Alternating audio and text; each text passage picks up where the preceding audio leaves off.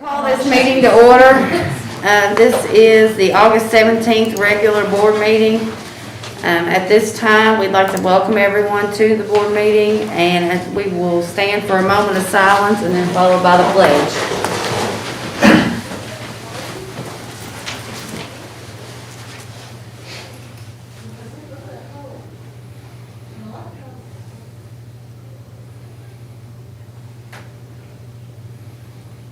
And the pledge. I pledge allegiance to the flag of the United States of America and to the republic for which it stands, one nation, under God, indivisible, with liberty and justice for all.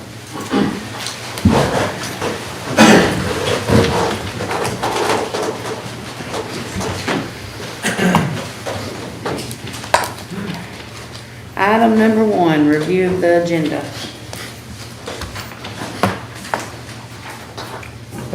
I'd like the board to consider item number 7, change it into discussion, review, and/or consideration of approval of 2021 property tax rates.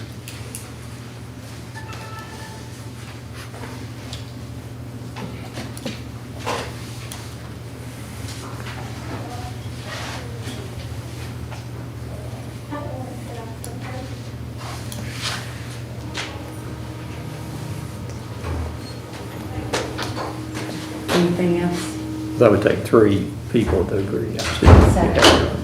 Okay. You want to second that? Is that what you said? Okay. Don't we have a second meeting on that? I mean, I thought we had a meeting specifically for that. Well, you would have a hearing if you decided not to take the compensated rate. If you took the compensated rate, you would have a need for a hearing. So what's the purpose of doing it now than the scheduled meeting we had to discuss this? Well, you wouldn't need the meeting if you took the compensated rate.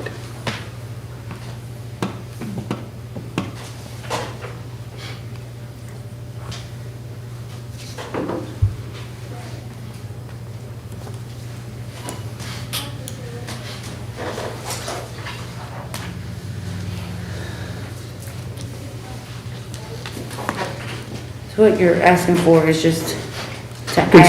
Consideration of the compensated rate. If it doesn't pass, then you just go to the meeting. Right, If you pass the compensating rate, it doesn't require a hearing or a recall. right. But as far as your wording, you're just adding and/or approval. And/or So it approval. doesn't necessarily mean that you have to approve it. No, there's nothing that says you have to approve anything. It's Right. to discuss, review. Or you could, he's just given the option to approve the compensating rate.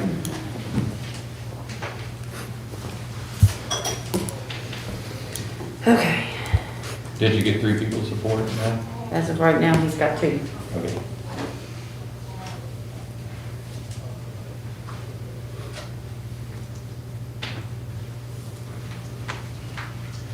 I'll go ahead and let it, and be the 3rd, just to see,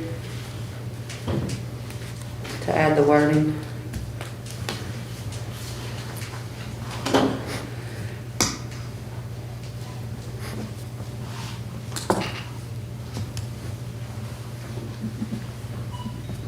Anything else? Or do you want to consider that separate, or? No, it can be a part of that, just discuss, review, and then if there's a motion, you act on it. If there's not, then you just move to your hearing on Right. next month. Was there anything else anybody wanted to add to the agenda? Or was that it? If not, then is there a motion to adopt the agenda as amended? I'll make that motion. I'll second.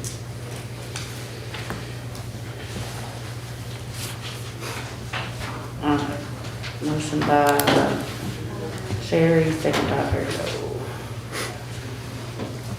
All right, all those in favor say aye. Aye. Opposed? Motion carries 5-0. Item number 3, approval of minutes from the July 2020 meeting, the finance meeting, July 20 regular board meeting, August 3rd special board meeting, and August 4th special board meeting.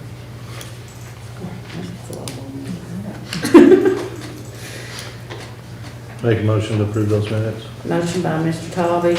Um, You second? No, but I have a discussion item before we vote on it. Okay. I'll I'll second that. Okay, go ahead. Oh, did you second it? That's fine. No, you take it, I'll take it. Okay. Second by Pearl. Okay, go ahead. Just a technical item, but on the August 4th special board meeting minutes, we probably need to include a header saying that that was a virtual meeting. Mr. Thomas, is there any specific wording on that? We can just, it claims that it was a virtual meeting as a result of the COVID pandemic, which prevented us from meeting in person. That's the only change I had, was just that addition and clarification of how we did that meeting. I'll amend the second if you amend the motion, I guess, Mr. Thomas. Yeah, I'll amend the motion to include that. Second stands too. Thank you, John. Okay. All those in favor say aye. Aye. Opposed? Motion carries 5-0. Okay, public comments. We have 3, 4, 5, 6, it looks like. So if we can limit that to around 4 to 5 minutes, that would be great. So Mr. John Wilson, it looks like you are up first.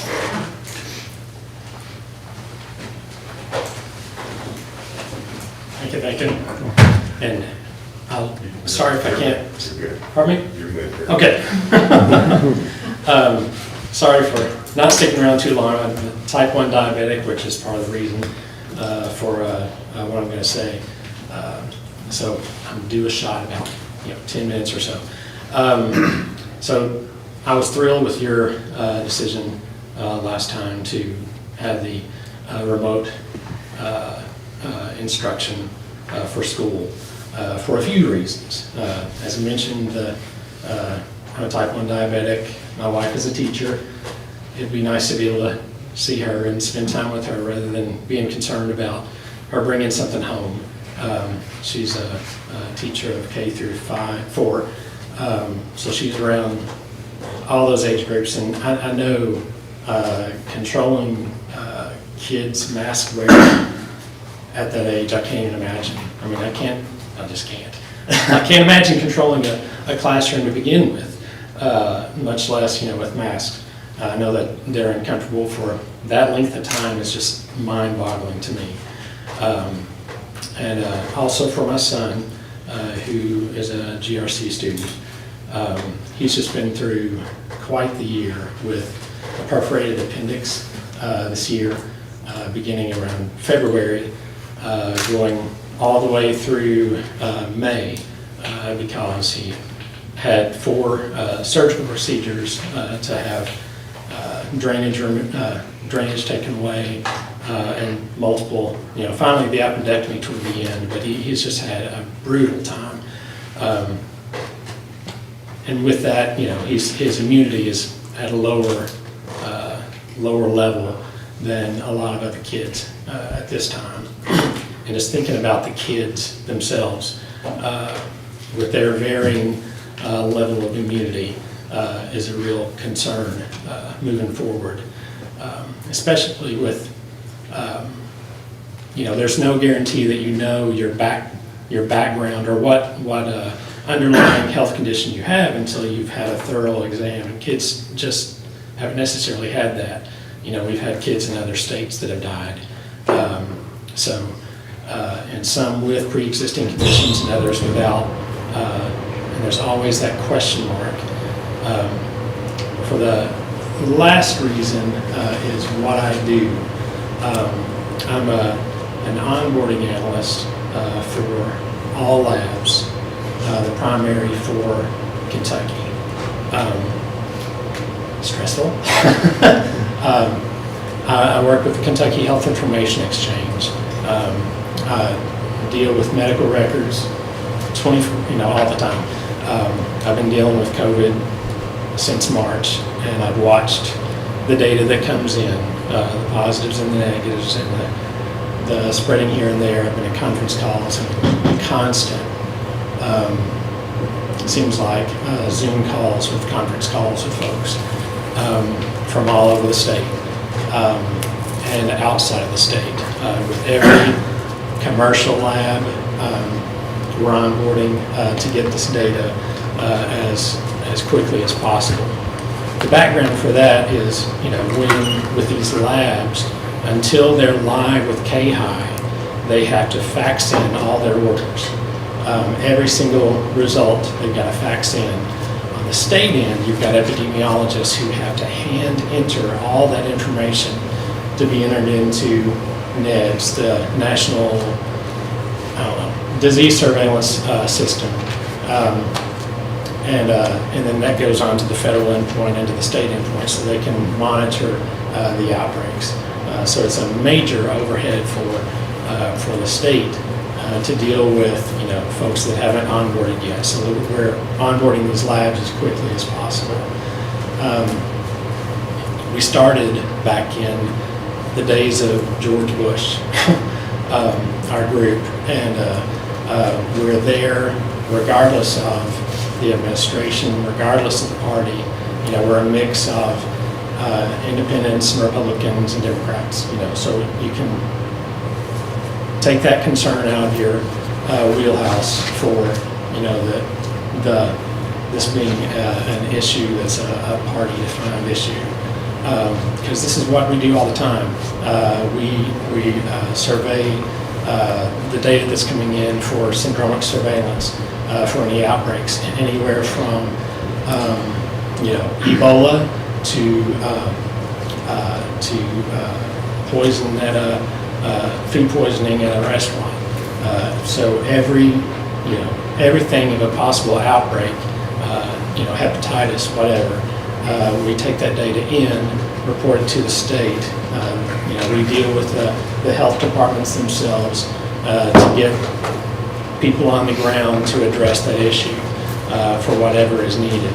And the data also goes, of course, to the federal endpoint. So, the folks that I've chatted with from other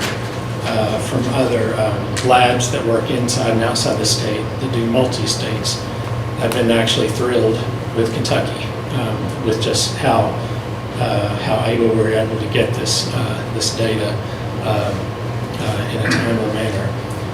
So that's a lot of information to digest, I know. But we're dealing with hospitals, as I said, hospitals, clinics, commercial labs, and now we're doing student testing with many labs across the state from colleges, and we're starting to, I'm sure, get a few from private schools. And it's concerning.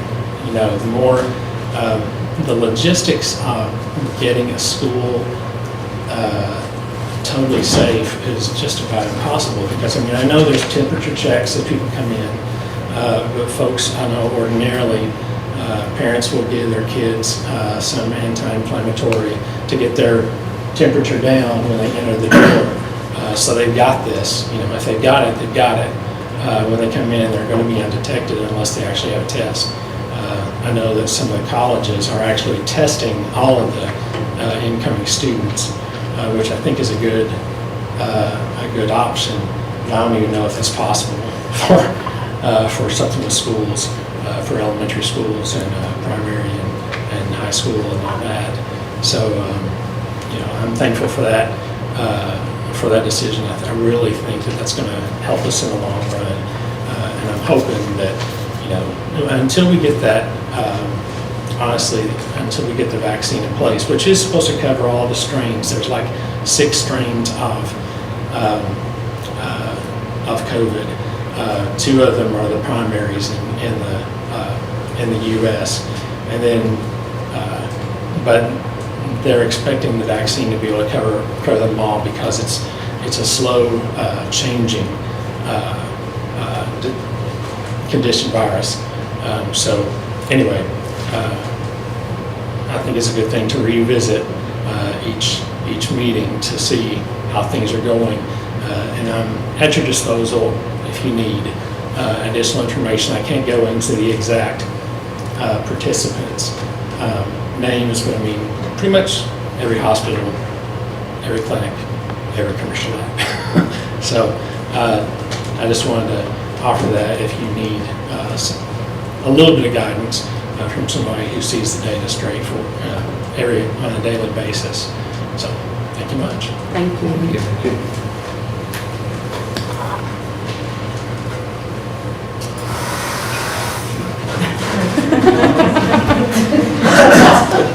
Yeah, you're in a really bad spot. I agree. Lori Settles. She's in the other room.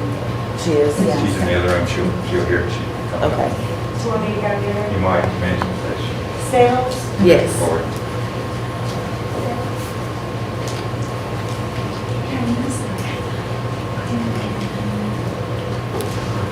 That's gonna be after everyone. I'll be prepared. Okay. Sorry, it's in the other room. You're fine. Star Wars. Okay, am I good? Okay. All right, well, good evening. My name is Lori Settles, and I'm actually a parent here in Clark County. We have 3 kids that have gone through the Clark County school system. My oldest actually is a recent 2020 graduate, and I have a soon-to-be freshman at GRC and an 8th grader that will be starting her 8th grade year at RDC. My husband and I were both working parents in the community. I actually work out of my home, and my husband works full-time. And actually, my background is in mental health. I graduated from the University of Kentucky with a degree in psychology, in counseling psychology.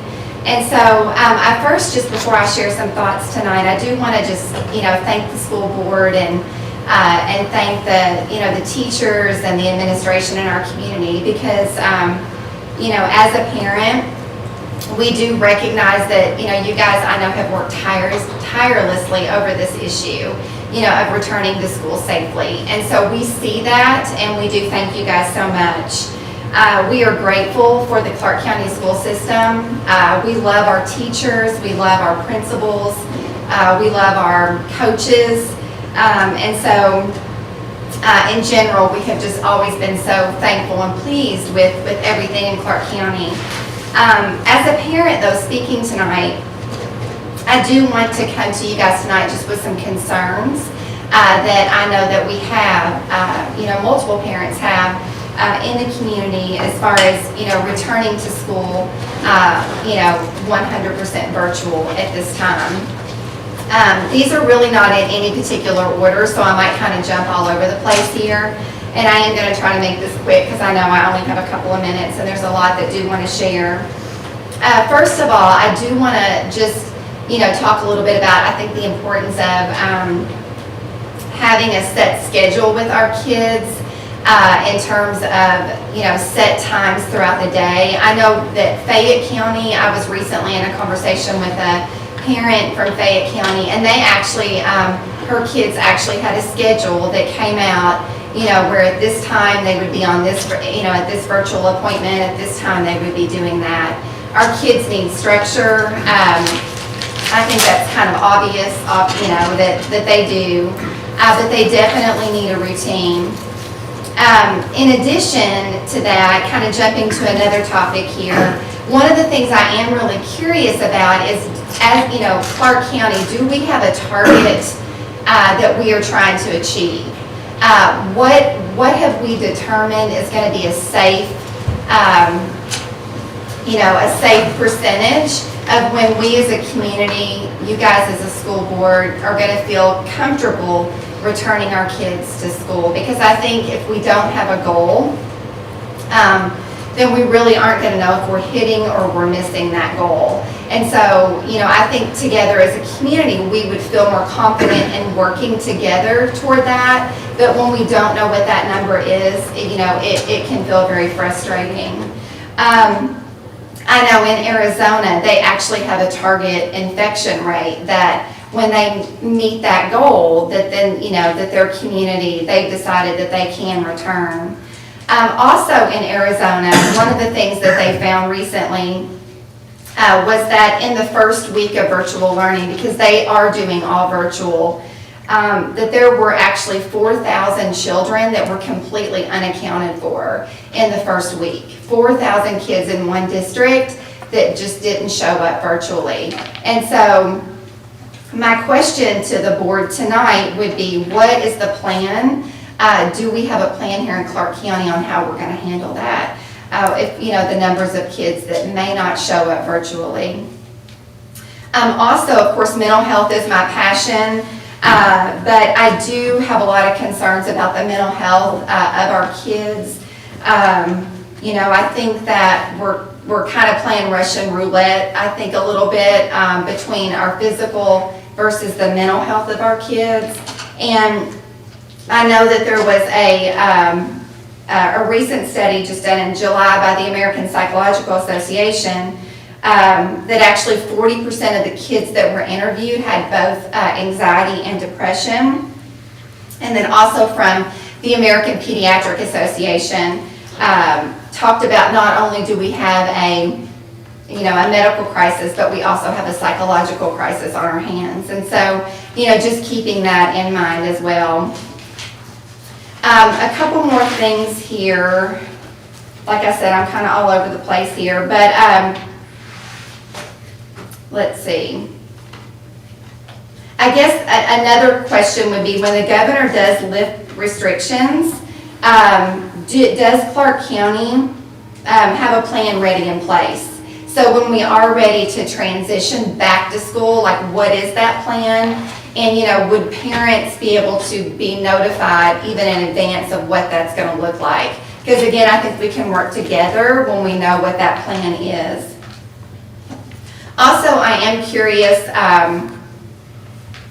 about, again, kind of jumping to another topic here, but as far as daycare results, just curious, I'm just kind of throwing this out there on the table, but has Clark County, have we looked at, daycares I think have been open now for a couple of months, and so, have we seen an influx of numbers coming from daycares as far as diagnoses and also transmission from kids to kids at daycares, also from kids to parents, and also from parents, to older, family members that they have at home. So also just curious about that, because I do feel like that is an important indicator of what it's going to look like kind of as we move forward.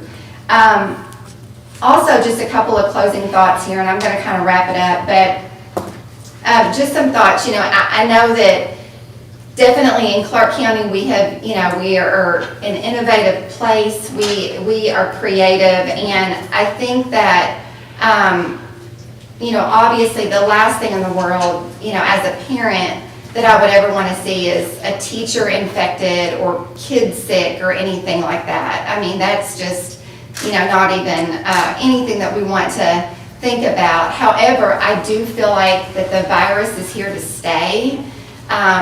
In 6 months from now, are we going to be in a different place? And a year from now, are we going to be in a different place? And I really, it's possible that we're not. And so, as a community, how are we going to learn to live with this? How are we going to continue to advance our children, grow them academically, socially, all those areas whenever, this is probably not going away. And I think that there are a lot of things that we can glean from in other communities, ways that things are being done, whether that's a hybrid schedule or,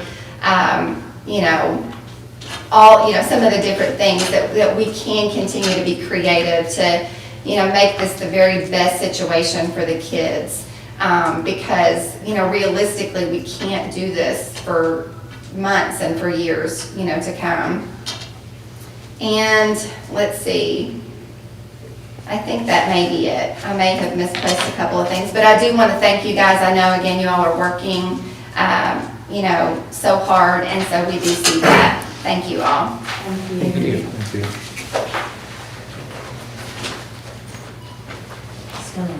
You ready?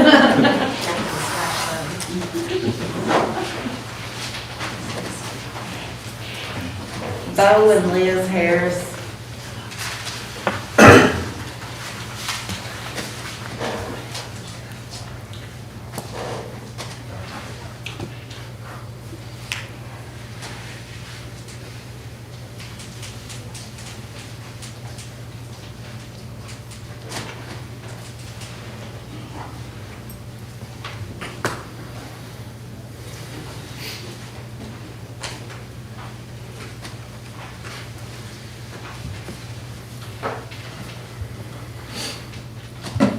How's everybody doing? My name is Bo Harris. This is my wife, Elizabeth.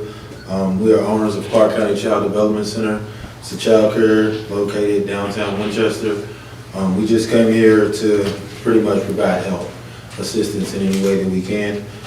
Right now, we are currently doing an NTI program that's at our center that is from kindergarten through 7th grade that we provide, and we are going to abide by all, school regulations, and the program is basically going to be, what the school provides for these kids as far as tablets and things of that nature. We will also have our, it's called a C3DC patio, which is basically designated for ages 13 to 18 years old, which is outside in the front of our building. It's used as a hotspot for the children. Basically, they can come there, do their NTI homework, kind of mingle with their friends and stuff like that, kind of a way to get out the house and use that space as a hotspot as well.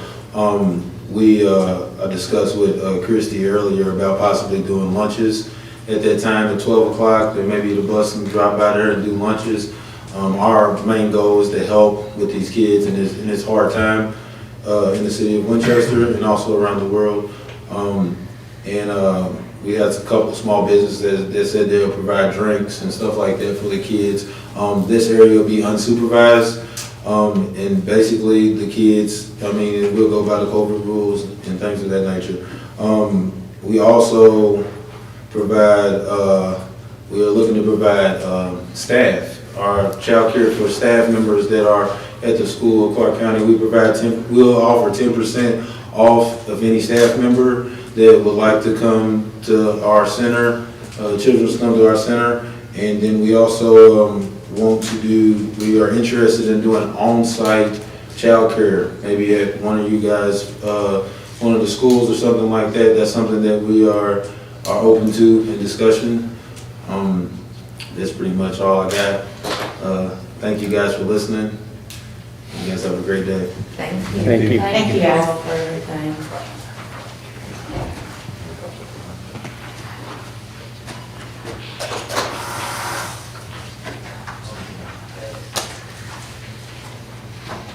Kelly Nesbitt.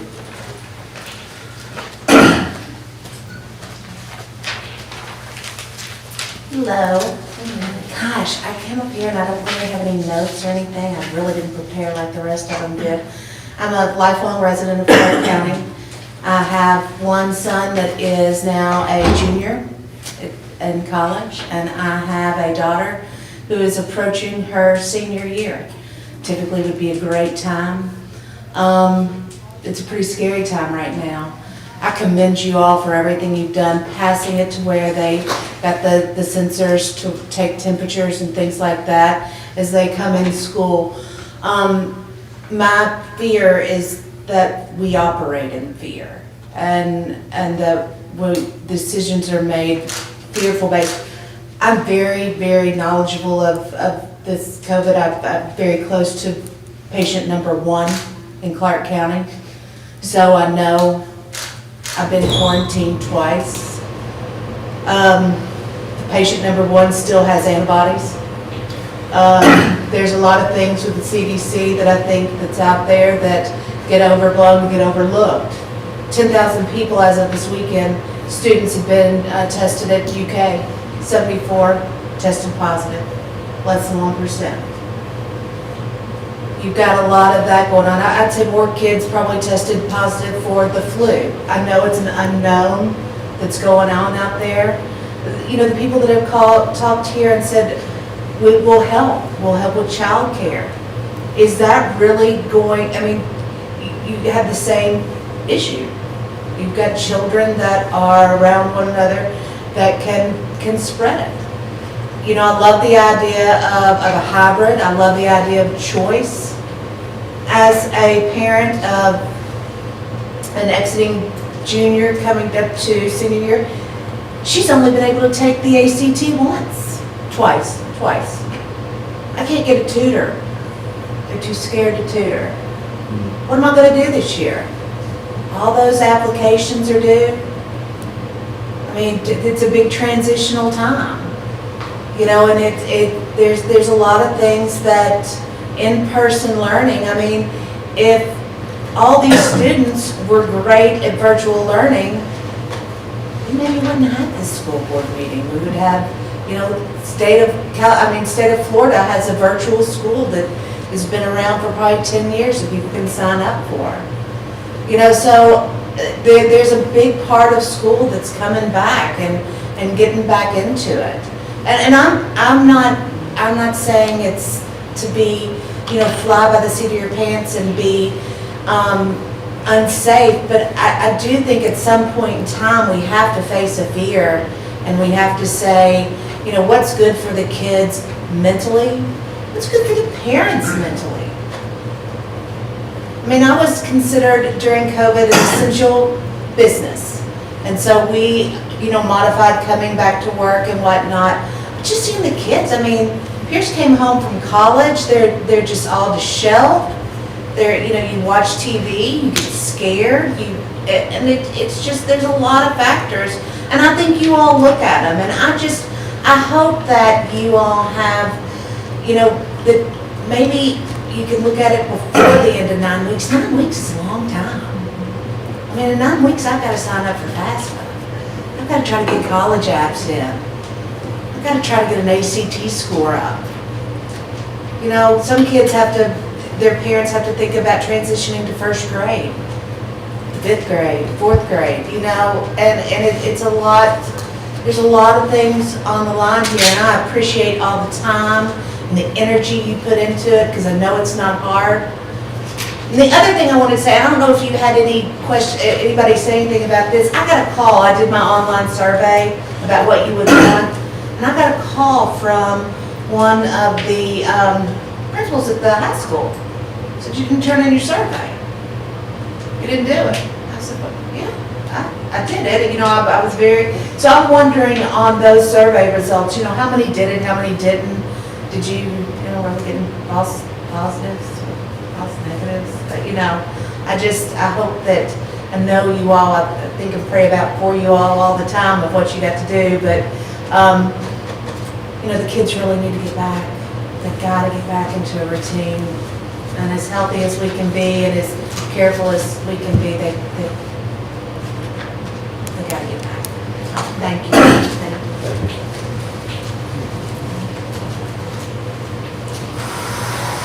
Thank you. Michael Cecil.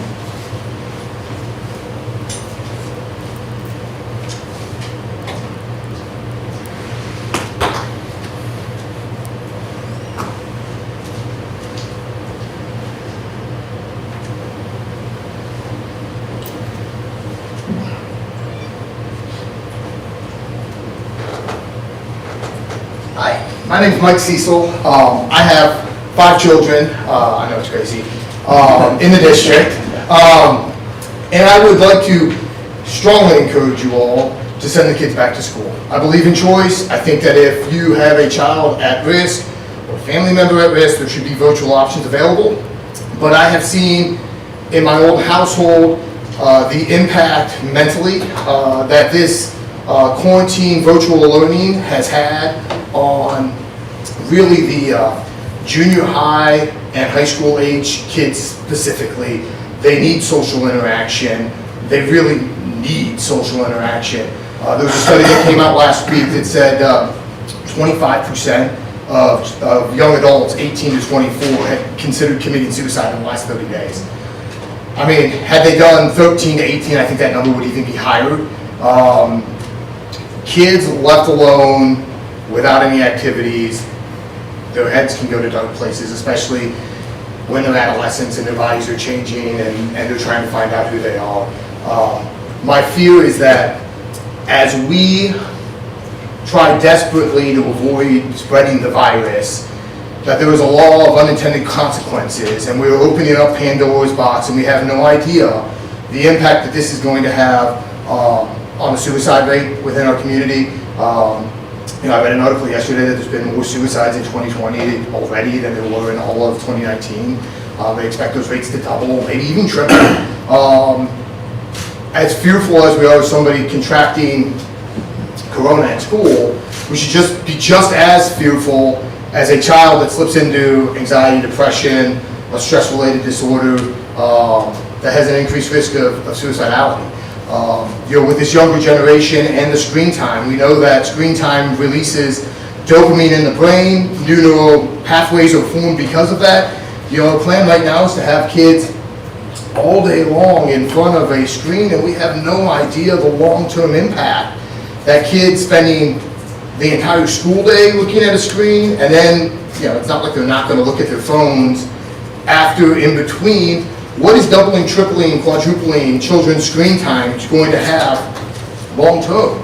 I know right now we're hopeful that we're going to be able to play sports in the fall season, but I know most people's hopes are diminishing as we get further down the line. Sports are critical to our children developing self-esteem, exercise, again, social interactions. It's critical that we allow these children to play sports. And I guess my biggest concern is that no goals have been set forth for when we return down the line. The virus isn't going anywhere.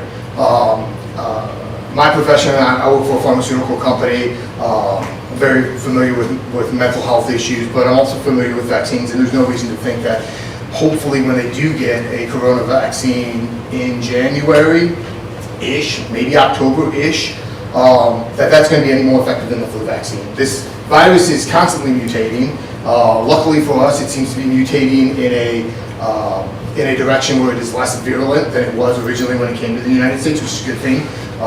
The cases you're hearing now of people getting corona, the symptoms seem to be less severe than they were even 3 or 4 months ago, which is good, mutating in our favor.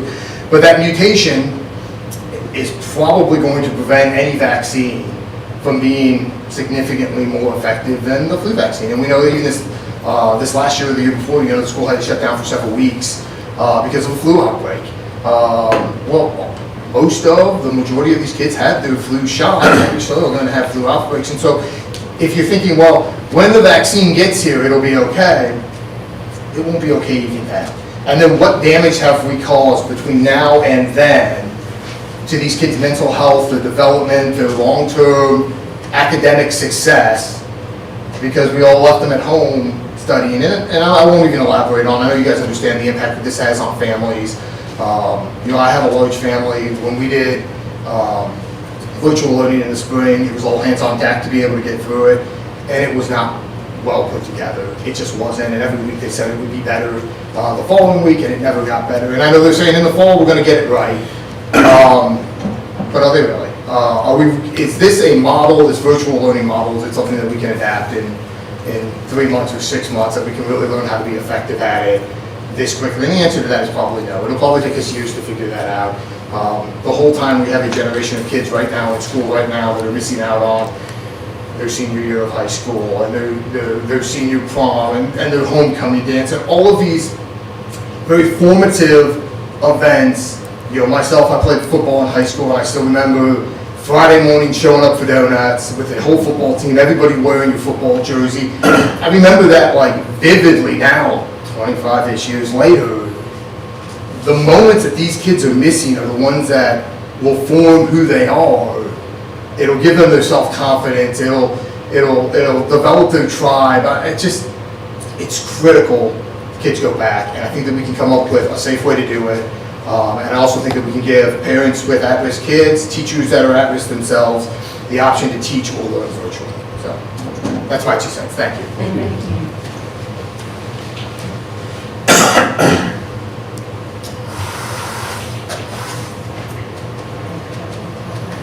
All right, Bill Tobey on behalf of Travis Thompson.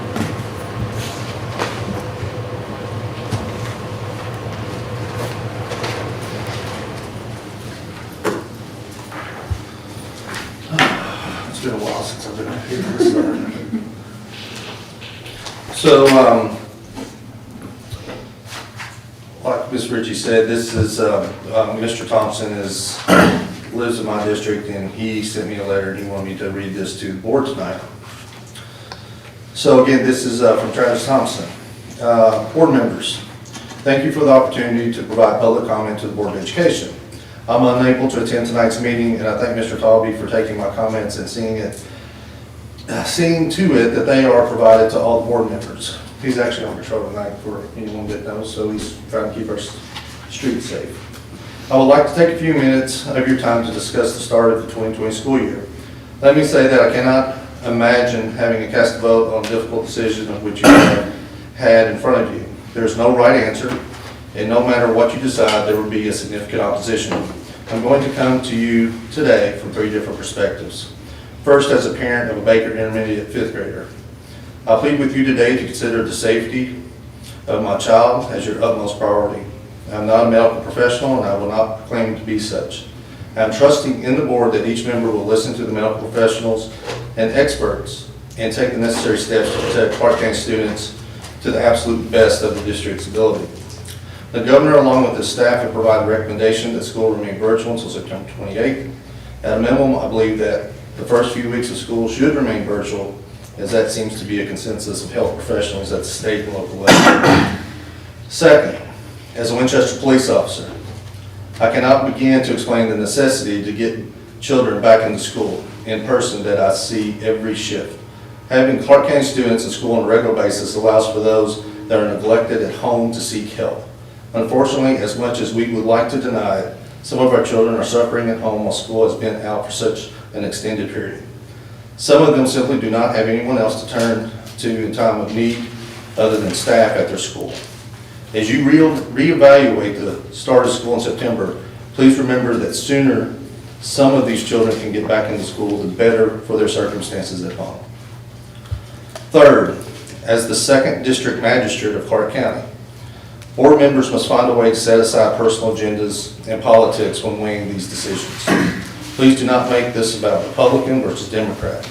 Please do not decide this based on what may or may not happen with graduation in 2021. Please make the decision based on the present facts. Please find it in your heart to make the best decision that possibly can for the students as whole, not just one particular group or your own child. Lastly, please hear me out when I say that I trust whatever decision the board makes in regards to the school tax rate in coming meetings. While I do not share the opinion of my fiscal court members, I regret the recent comments in the reference to the Clark County School Board in our last meeting. I cannot imagine anything more important to invest tax dollars into than our youth. Given the unprecedented time that we find ourselves in, their education and safety are paramount, and this magistrate will not criticize or question whatever decision you make. You have my full support. Last, I want my child back into school as much as anyone. As soon as you offer him the opportunity, we will be there. I understand the fluidity of this situation, and I appreciate all that this board has done and continue to do so. I encourage each and every parent and staff member to find it in themselves to be patient and adaptable to change as this process continues. Sincerely, Travis Thompson.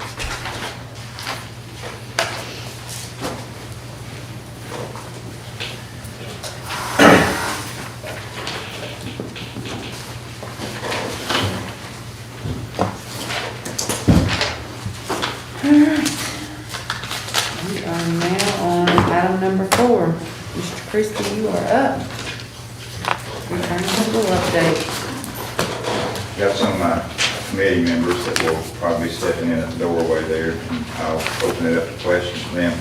What I did this time was a little bit different. I sent you guys ahead of time. I sent you basically a report from every committee that we've got working right now.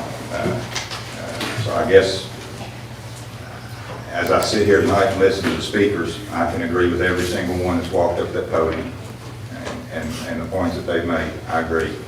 Both ways, it's a difficult decision. At this point, as you know, as everybody's aware of, at the last time that this was discussed at the board, the decision we made was to use the virtual online platform for the first 9 weeks. with the understanding that it would be reevaluated at every board meeting each 30 days during that, which means we would start virtually on September the 8th, and on September the 21st, the board will have information presented to them. And I've spoken to some of the board members, I've spoken to some community folks. What I'm going to ask tonight to do is let me put together another task force, but I want to use some local pediatricians and some health department folks and put a group like that together to help give us the information. One of the things that I sent you, I didn't share out with everybody here. I'll certainly make those available to anybody that wants them. I worked with the health department, we did do some graphs, and these are Clark County figures. These are Clark County numbers that you see on those graphs. There are some things that are concerning, but also understand that it's all fluid. So what we're seeing here in Clark County, I guess one of the things that hit me the hardest was two things. Was the fact that the numbers of long-term facility care folks, those numbers you're seeing, those go down. What you see going up increasingly is the community members, the community at large.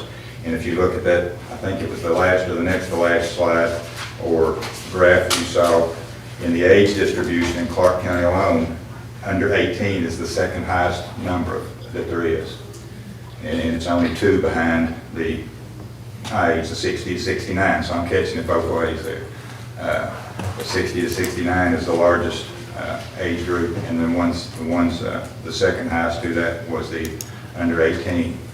I think, and I can't agree with the health department, I think some of those numbers, you're starting to see those numbers increase because you're starting to see the daycares come back in, you're starting to see some schools come back in. I think you're going to see those numbers go up.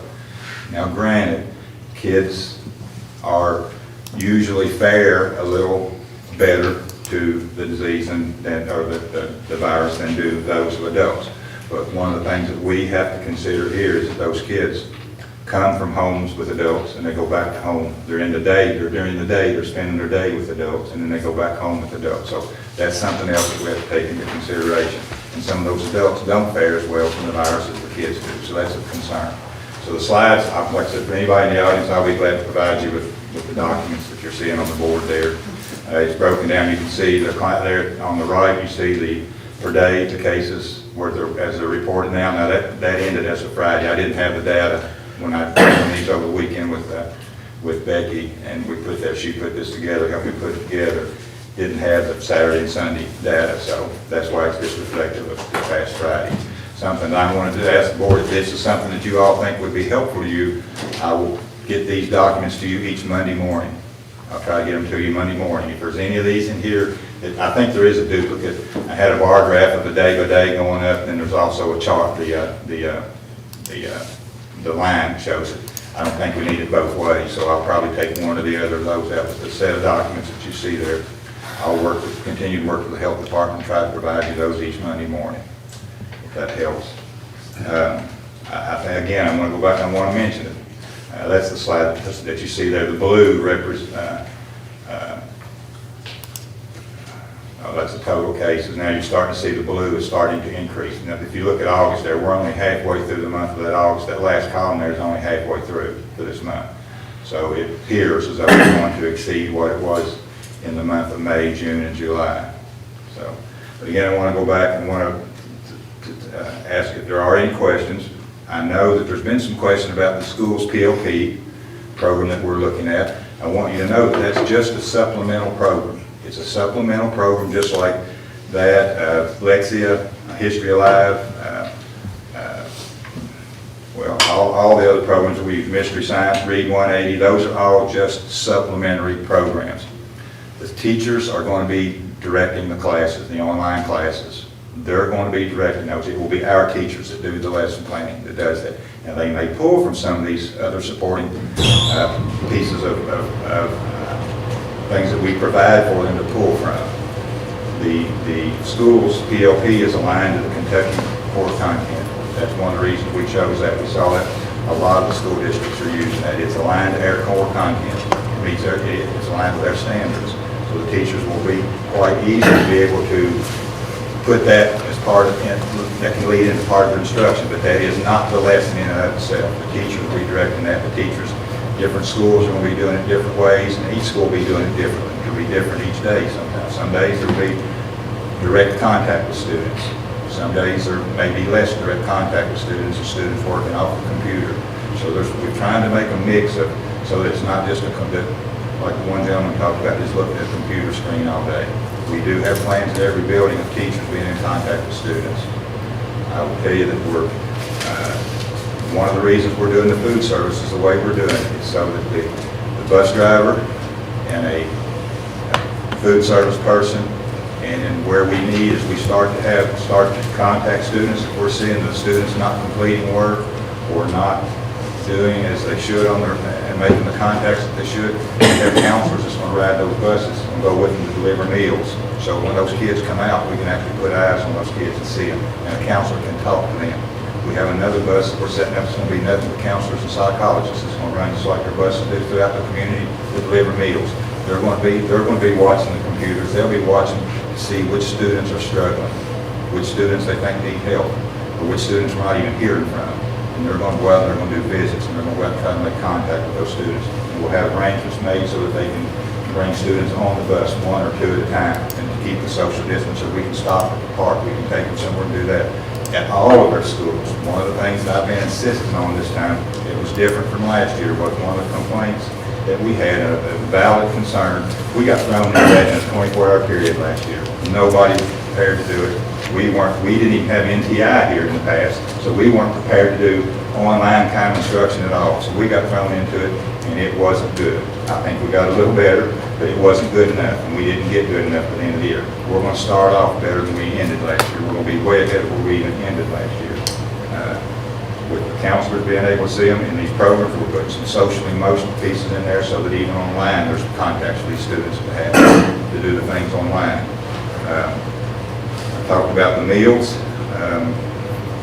We're looking, going tomorrow, we're looking at a STEM, it's a science, technology, and engineering bus. We're going to take a bus offline that we've got as a spare. We're going to turn it into a STEM bus. We're going to put teachers on there. There's only 2 districts in the state of Kentucky that has this. We're going to be the 3rd. And this bus, during the COVID times, is going to go out and travel and meet the students and pick students up and be able to bring them on the bus and do in-class instruction with few numbers of kids at a time. Then when we come back, and we will come back from the COVID time, when we do, that bus is going to remain intact, and it will travel from school to school. It will be a STEM bus that we can use for our kids at the schools that can travel, can be scheduled to go to different schools at different times every day. Like I said, it's very innovative. It's something that like I said, there's only 2 others in the state of Kentucky. One of the things that I've been insisted on to be better at this time was last year, a lot of parents were saying, I don't get home from work at 5 o'clock. After 5 o'clock, there's nobody at the schools. I need help, there's nobody there. One of the things we're doing in every school, there's going to be an online hotline to the school that somebody, a person, not a voice machine, but a person will answer from 8 in the morning to 8 at night. And it's going to be staffed to where we've got folks that for one reason or another can't be at the school maybe all day, or there's reasons why they have to social distance, so we can work those folks so they work those lines. And there will be someone that when you call as a parent or as a student has an issue or a problem with a homework assignment, a computer glitch, or whatever that might be, there will be someone there to take your name and your number. If they can't help you themselves at that time, they will take your name and your number and a good time for someone to call you, and we will have the appropriate person call you by the next day at least. If we can't do it that night, they will the next day at a time that you determine that the parents determine is a good time to contact them. So we want to make that contact.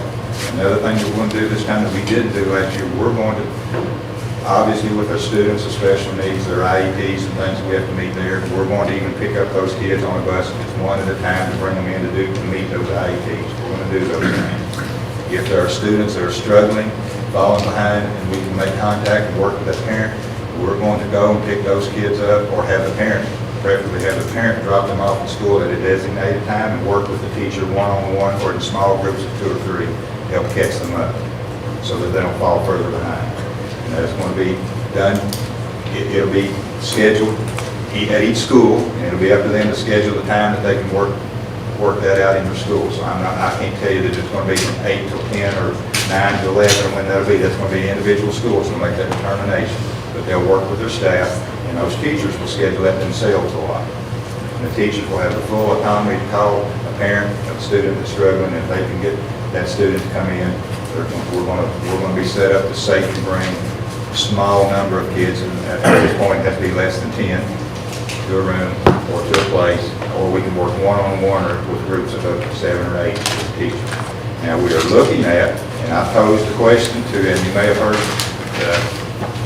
the governor even addressed it. I posed a question about some of our classes, like an AP class, classes that need additional supports, of even bringing a group of 20 kids that maybe it's in a class and bring them in on a couple of days a week and take them to the auditorium where they can spread out 20 feet apart, drop the big screen and let the instructor be in front and put the lessons or the work that they're doing on the big screen and talk to those kids in a safe, social distance thing. That's something we're not going, I can't tell you they'll start on September the 8th, but that's a goal we're going to work toward before September the 21st. And that's going to lead us, that's going to help prepare us and help lead us back into when we start to bring students in. Our plan would be at a time that this board, and we agree that it's safe to start bringing kids back in, if we would go to the hybrid system, and we would offer it up to parents who want their kids to come back to school. We'll offer it back up and then start coming back in. And then those who still don't feel like it's safe will still have the opportunity to continue the virtual learning. But I think bringing the kids in small groups and maybe bringing even a class, it could be a Campbell RDC algebra class that comes in and meets in the auditorium. That's going to be up to schools and how we can do that. And we'll work with them to make sure that we have everything there safely so that they can do that.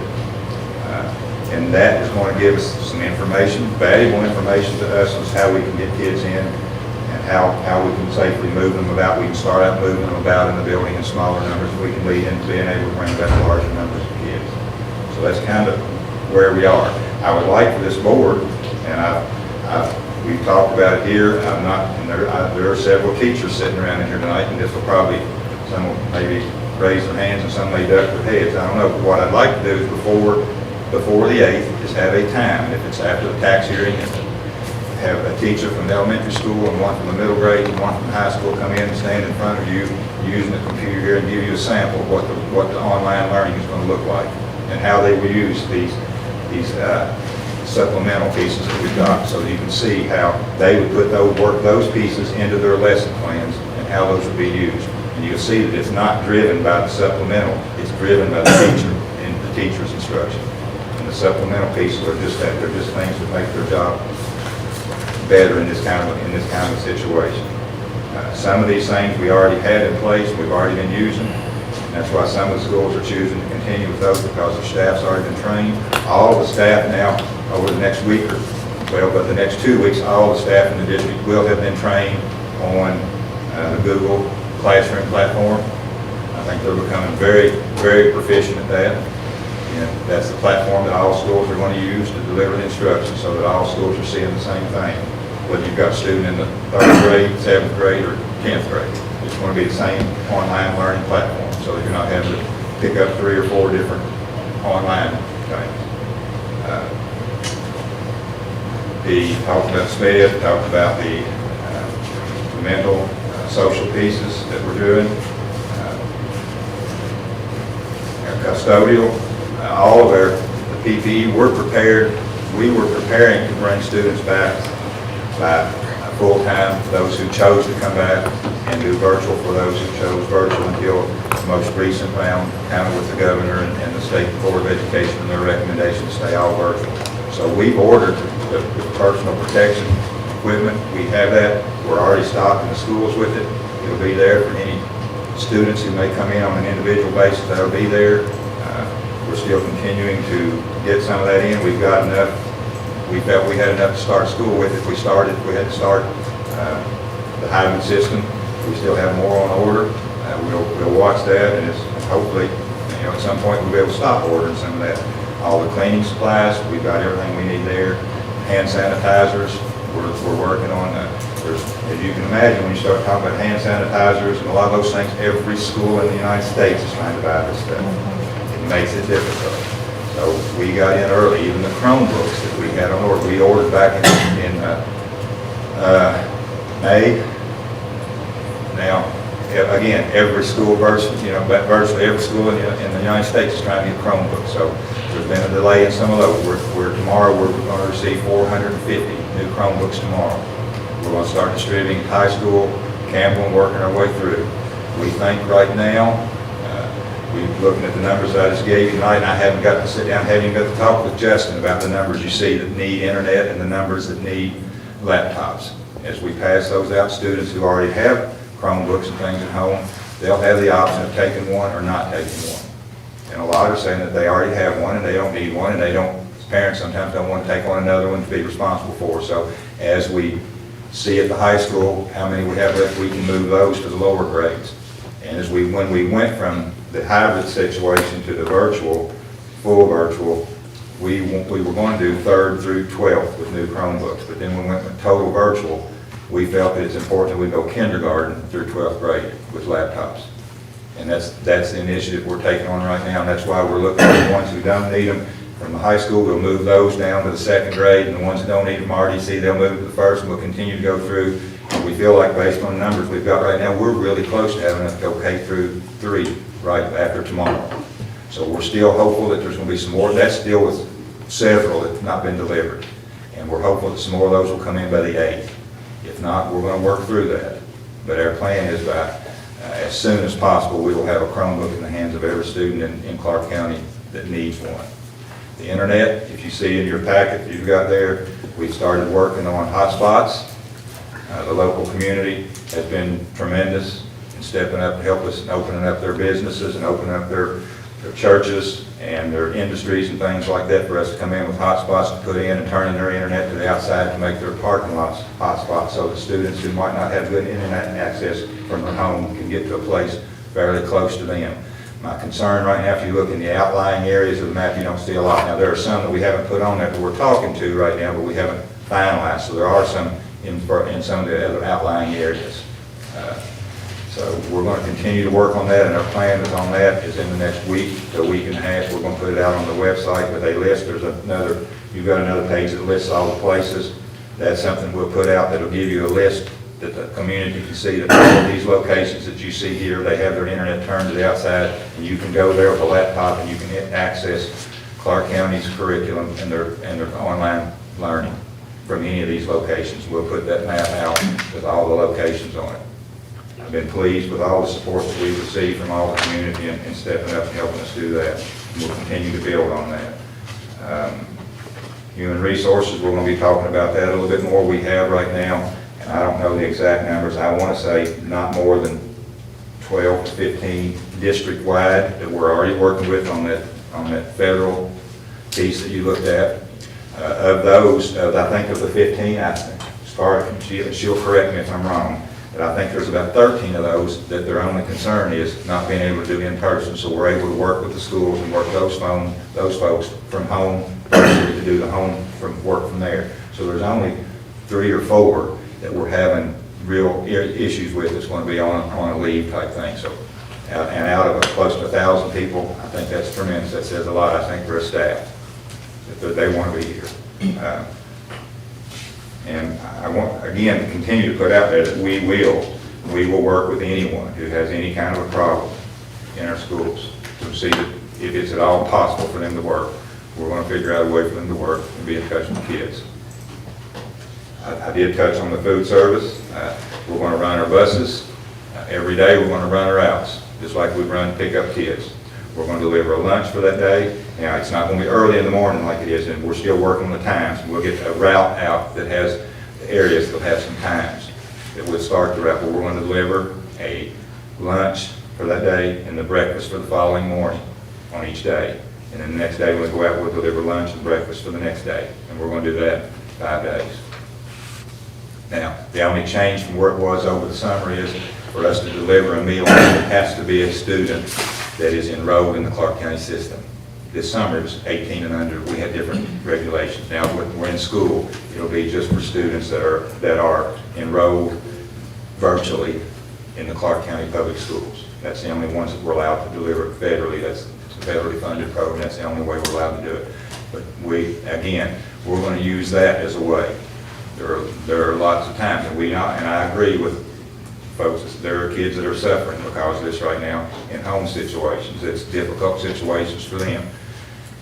It's our belief that maybe in times when we can't get them to connect on a computer, we found that we saw kids this summer, when we went by with food, we were able to get more kids with food. Sometimes we were than teachers able to come to contact them on the telephone. So we're going to have, we will pay close attention to those that's not connecting on a computer, so we're not losing kids. Like one of the speakers talked about, losing 4,000 in Arizona. It's our goal to be able to contact every kid. We know how many we've already enrolled. We know how many we have left that have not enrolled. We're contacting each and every one of those families that has not enrolled. And I hope that there's a mistake on their part and they've actually enrolled and we've missed it somehow. But we're going to double check. We're going to try to talk to everyone who's supposed to be enrolled. And like I said, on the buses, when we know that there's one that's coming to pick up food, but they're not getting their work, they're not logging in like we need them to, making contact that way, we will put teachers or counselors on the bus to make contact with that student at a bus stop. So we can lay eyes on them and we can make some contact and we can try to work them through any problems that they might have getting on. So having said that, I've got my people probably sitting around in here or standing outside. If you've got any questions, we'll entertain any kind of questions that you might have, knowing that we're going to go deeper into the online learning piece at a next meeting. If that's what you want me to do, I'll have a sample lesson for you for every one of them. I have a question. Do we have a benchmark from either the health department or? That's one of the questions back in? that we've asked, you know, and they keep throwing that positivity rate out, and they can't give us that at a county level because they can tell you how many positives you've had, but they can't tell you how many in your county's been tested because people from this county go to other places. They don't track the locations of those people. They track the number of tests they've done, but they don't necessarily track them back to here, so that we can't get an accurate positivity rate. Every superintendent in the state's asking for that. They're working on it, but I don't see that happening. I think it's going to be more, you're going to have to look at just the infection rate and some of those things. And that's something that I would like to put together a couple, at least 2 or 3 pediatricians, a couple folks from the health department, and maybe even have one of you guys sit in on this task force to talk about what numbers do we need to look at to be able to come back. Because I'm hopeful that when we come in here on September the 21st, that we're able to start talking about bringing kids back, at least partially. I hope we don't have to wait 9 weeks to do that. I don't know at this point. I wish I did, but I don't. So I have a question on the numbers, and maybe more of a health department question. I mean, based on June's numbers, July numbers, July was a little bit higher than June. I think July was 87, 88 cases. We're already, if I calculate correctly, we're already past that based on today. And so we're looking at double rate. We're looking at 160 if the rate continues for August. My question is, what's behind those numbers? Do we have any other information other than these positive rates on? Was there an outbreak somewhere? Was there something contributed to that so that we can understand where, doubling in 1 month seems extremely out of character based upon the fact June and July was pretty static. Well, and to add to that complicates it, or if you go back now and look, it was one thing to see those kind of numbers jump that way when you were being hit hard in the long-term care. But when you look at that one now, you see that for the month of August, there's not over 1 or 2 of those are long-term care. It's general population. And that's my understanding from the health department, is that's where they're seeing this kind of move to now, is into the general population now. That's really a question, though, that we would need to forward. Yeah, is it coming from the daycare? Is it coming from, the daycares that's been opened out there? Where are those numbers coming from? Well, if there's any, if you look, the numbers below 18 have risen sharply. And that's not something that, I think probably asking her, she could probably give me something that tells me if it is seeing it in something like that, but of course she can't point out to us can't get real specific because of FERPA rules on that, but my conversation with her was it's just pretty much spread over the community, and that she feels that because of the daycares haven't been in, we're just now starting to see some numbers. Those numbers rise because of the daycares that's been back in 2 weeks, and that's about the amount of time that it takes to start to see an increase. But I'll be glad to have someone from the health department at our next meeting when we talk, so you can ask those questions to them, but they'd be more qualified than I would be on that. Yeah, I'm sure the testing's up, but is it significantly up more than July? Yeah. I don't know that the testing is up significantly here in Clark County.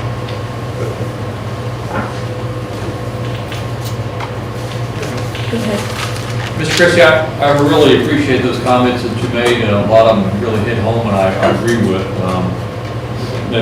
That's really what I want to say. I think the idea about trying to get a task force together to help advise us is a good one, because I think just, painting the entire state with the same brush, saying that, the same risk is in Clark County, it might be in another county. I understand, what they have to do that at the top level, but I think if we can drill down to our particular community and then get advice from pediatricians that are trying to deal with the child as a whole, I think that's a really good idea if we can get a task force together to help advise us on that. Because, admittedly, I'm not a physician, I'm not an epidemiologist, and so it'd be great to be able to get advice from people that can see the whole picture, because there's not just a COVID risk, but there's the mental health risk. And, there was an article the CDC put out a couple weeks ago talking about the advantages of children being in school. So I think that's a really good idea. I appreciate that you all are going to give us a little bit more education on the school's PLP plan, because quite frankly, we just heard about it at the last meeting, so I'm going to look forward to hearing more information about that, because there certainly was the potential impression that we're just going to turn it over to that, and so it's good to know that that's a supplement. We've got about 800 teachers that's not going to let that happen. Well, we didn't have much information on it, so it's good to hear a little bit more that that's going to be a supplement in addition to what our teaching staff is, because we've got the best teachers in the state, as you know, so it'd be great to have that as a tool to help supplement them. And what you talked about, being able to have help for families, that's a great idea. So I fully support the things that you talk about. I hope that we're able to develop some metrics that our community can then shoot for, and say, if we can get to this level with the advice of healthcare professionals, and we can start getting more kids back into school. And, whether it's September the 21st when we might be in school, or November 21st, whatever's appropriate. But as soon as it's on balance appropriate for our district, that's when I think we need to be back in. So I appreciate your efforts on that. That's our goal, and that's what we've been preparing for, is bringing kids back. And I would certainly entertain if one of you guys wanted to sit in on this when I put this group together, sit in so that there's some board, and one can field questions for the group of you to ask them this with this group of physicians and mental health folks that we put together. And I would invite you, if one of you wants to do that, invite the help to help me set it up. I'd like to do it. Okay. That'd be good. Because one of the things that, I don't know if you shared this document you sent to me, Mr. Christie, because I asked for it. What's also concerning is we have approximately 35% of Clark County school employees that don't live in this county. That's a huge number. They're going to go back to Madison, Fayette, Montgomery, a host of others, but those are the three biggest. I will share that. I did share that with you, and I think a couple of you asked for it, and I think Mr. Heisel got it. I will get to the other three of you tomorrow. I will get that to you. It shows you a breakdown of where our staff live. Because unfortunately, I think obviously we want to, see what's going on in our community, but we also have to take into consideration 35% of our employees live outside in these other areas. We need to have a kind of understand what's going on in those communities, especially those top three. I agree with Mr. Talbot. That's why I use the term community as opposed to Clark County, because we do pull from a larger area than just Clark County. I will get that to all of you by tomorrow morning. Mr. Christian, while I do appreciate the comments that you had here tonight, and believe me, coming from a school background, I certainly know the difficulties that you're facing, but again, we're in here talking, we didn't get a plan. We haven't got anything to look at, to see. And I can appreciate all your comments, but until they're written down and they're put out there that people will know this is what we're going to do, you know, it does just become talk. And I think that's what people are looking for. They're looking for answers as far as that goes. A question that I do have about the graphs that you had up, and I'm not a great math person, and maybe I'm missing, but the one you have up here now shows 45 people 18 and under. Is that correct? That's the number I was given by the health department. Yeah, I was just looking on the very last slide. It appears that number is 36, and I was just wondering, On which, on this one here, am I correct? 21, 9, 30, 35, 36 for 18 and under. So, not trying to criticize, just saying that's a number we may want to know. So, I will question just that check. with the health department. Anybody other graph people, have I got something wrong? So because I keep Which- looking which things month over and I which keep month adding. Are you looking at August, July, or August? I'm looking at the total number right there that you've got. You got 9 cases August, 21 July, 5 in June, and 1 in April, according to what I see there, which brings a total of 36. And we have 45 on the other one. I don't know what happened. I'm The just health saying that's just a department actually put the discrepancy numbers to the that graph. I just saw. asked for I that. don't know if that's just a misprint somewhere or whatever else. You know, I do see, you know, the confusion that you have, and like many of you probably watch the news or whatever, and, you know, just watching the last couple of weeks, I try to turn it off as much as possible, but, you know, one day last week, I believe the governor turned it over to his lieutenant governor to go over all the things to be safe at school.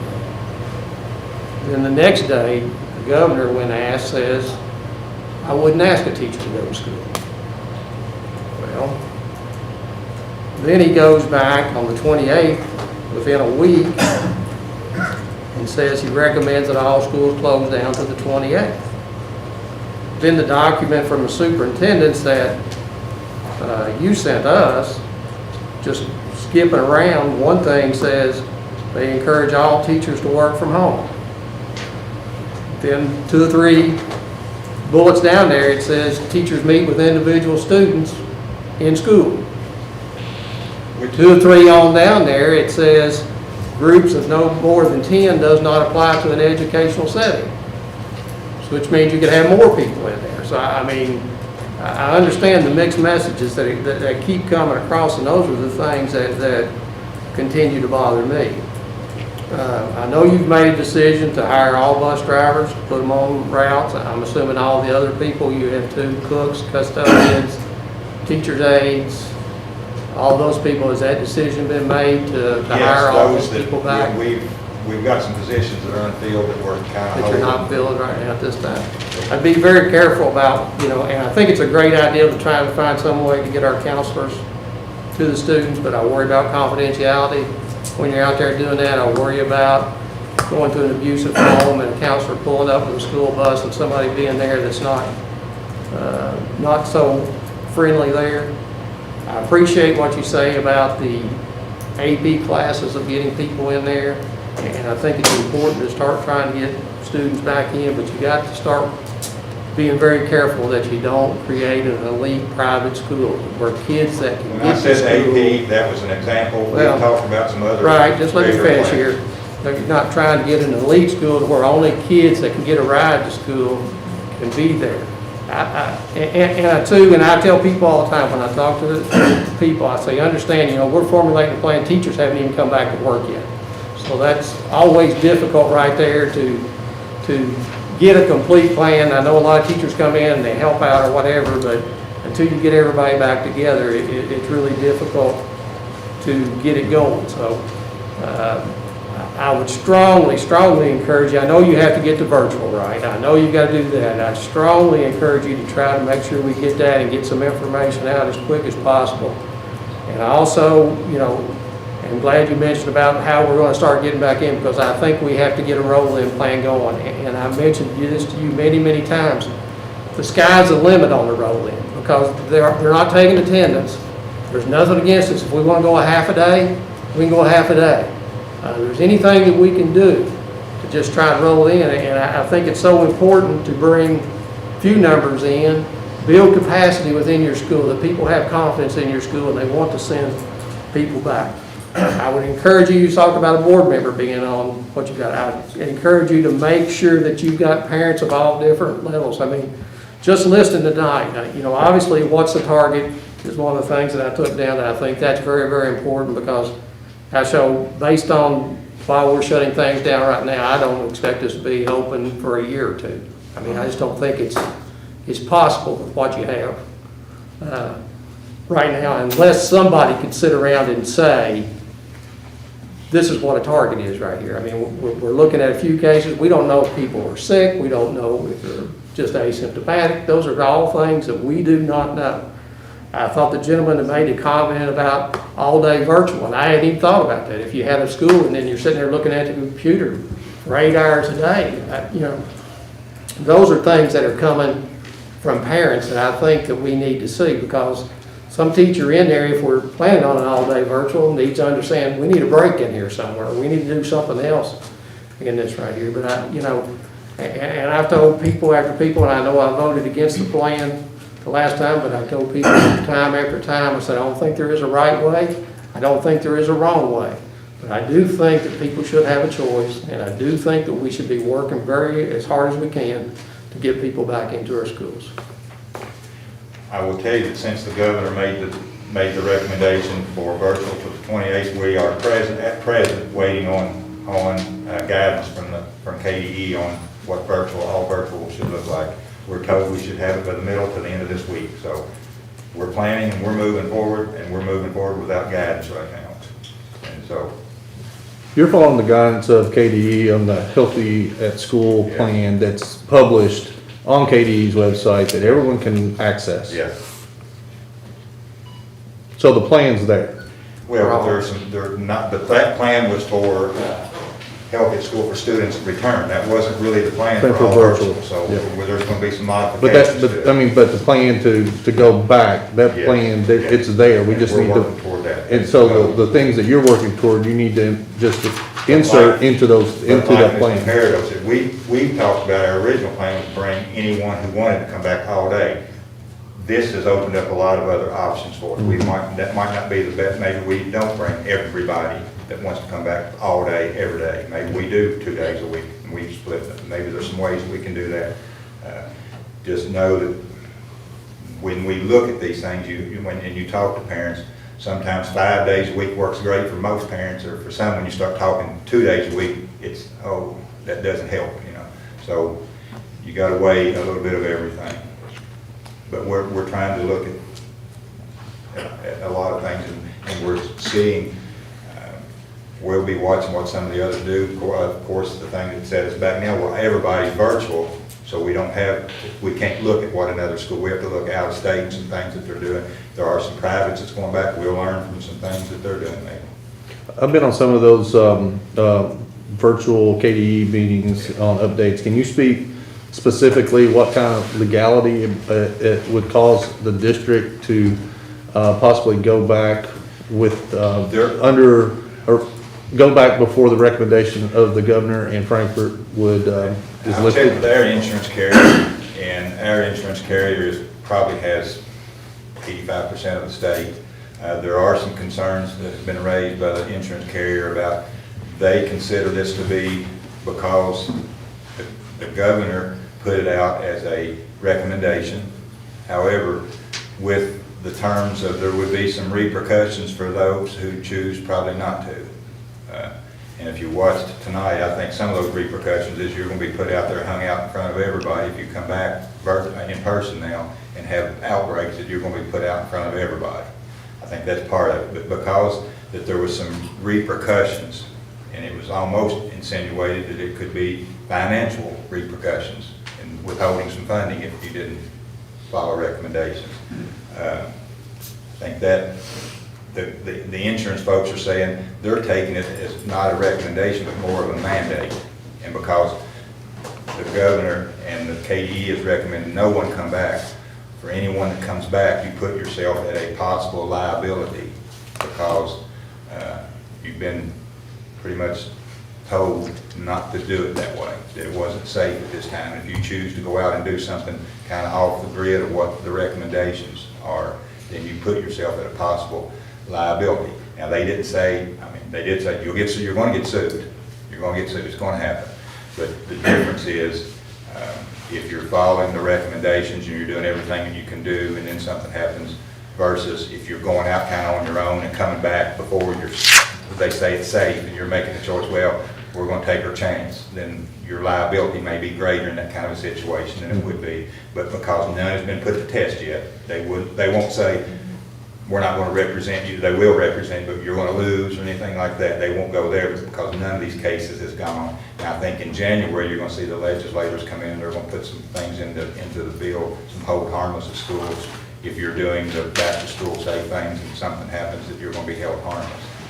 But that's not going to be until the legislature comes back. So until then, you're kind of out there, and it's in untested waters.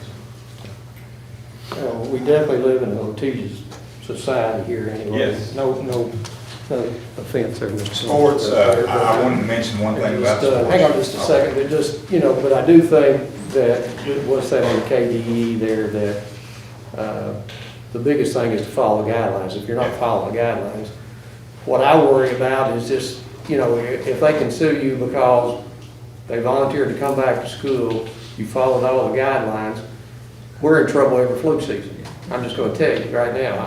I mean, the biggest difference in this and you see in the flu season right now is that we don't test people if you're not sick with the flu. But flu, you can be asymptomatic too. You can have up to 50% asymptomatic rate on the flu as well. But you only know how many people are sick or people go to the doctor.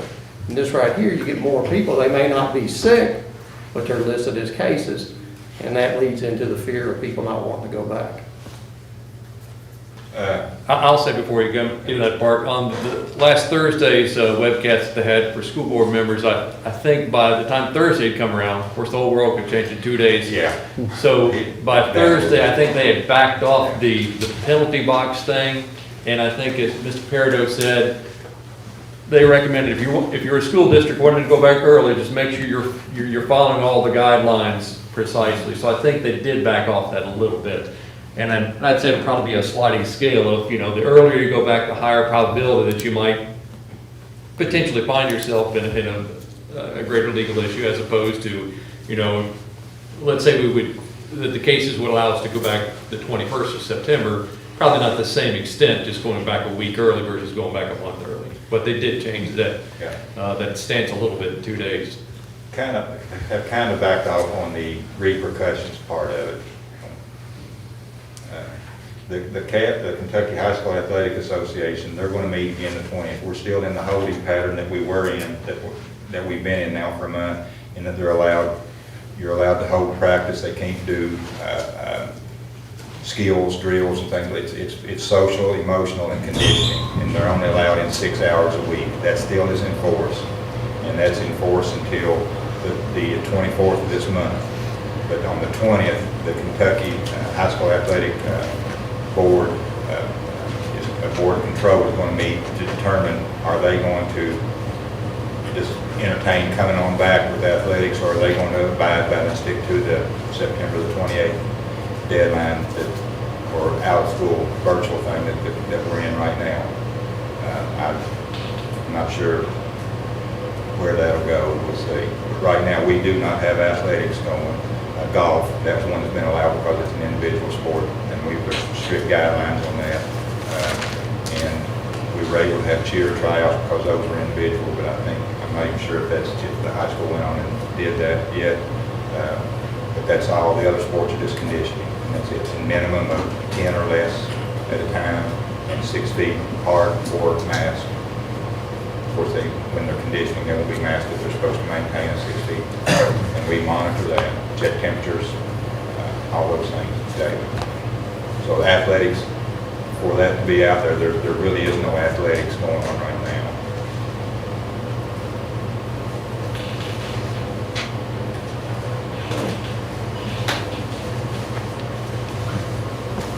But on a happier note, we are making progress on our athletic facilities.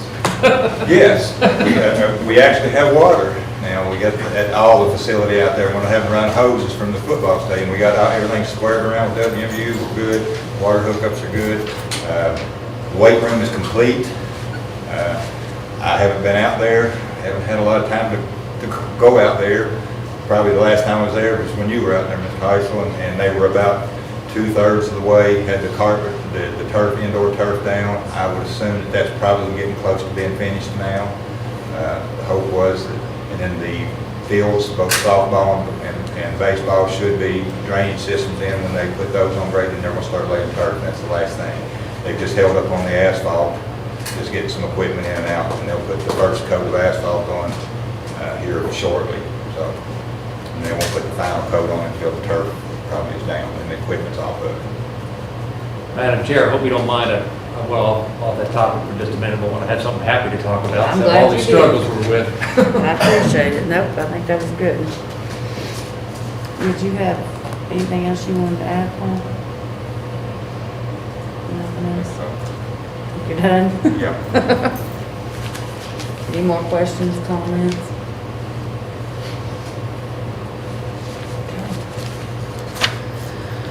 All right. Thanks for coming. Moving on to item number 5, review of fiscal year 2020 newspaper report.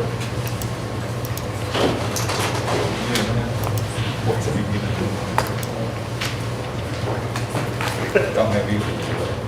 Where is Alicia? Alicia, she should be coming across the hall. Hi, everybody. Hello. All right, let me get it together here.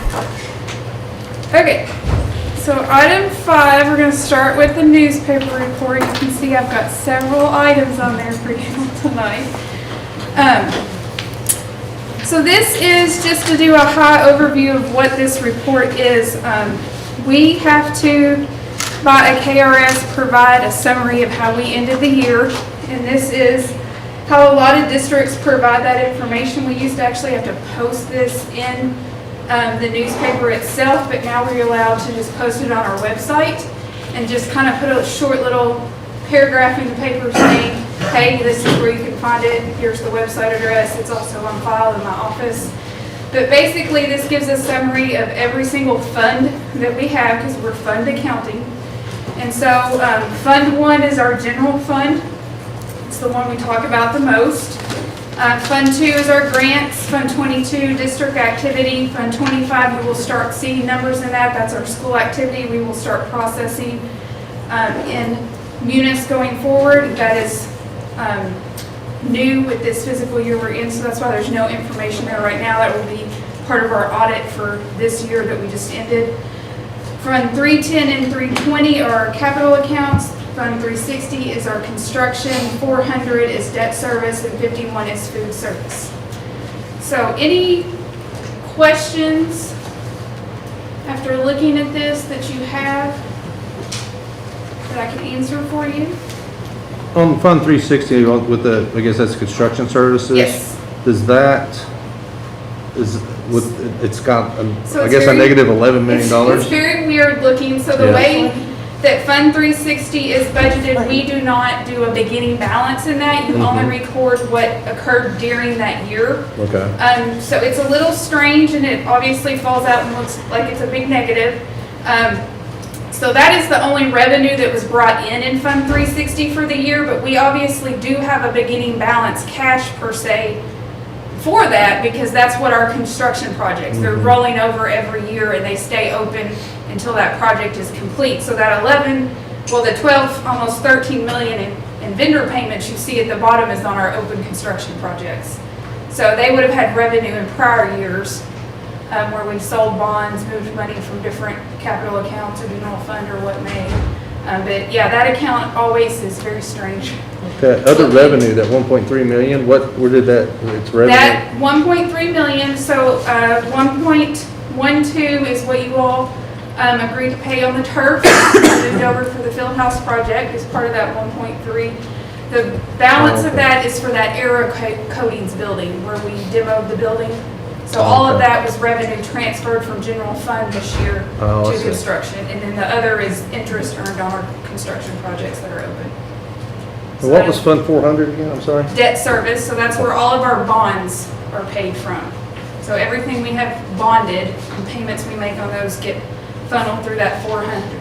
So the revenue source for that is from our capital accounts. Our 310 and 320 is what funds the revenue for 400, and then the payments are our debt on our bonds.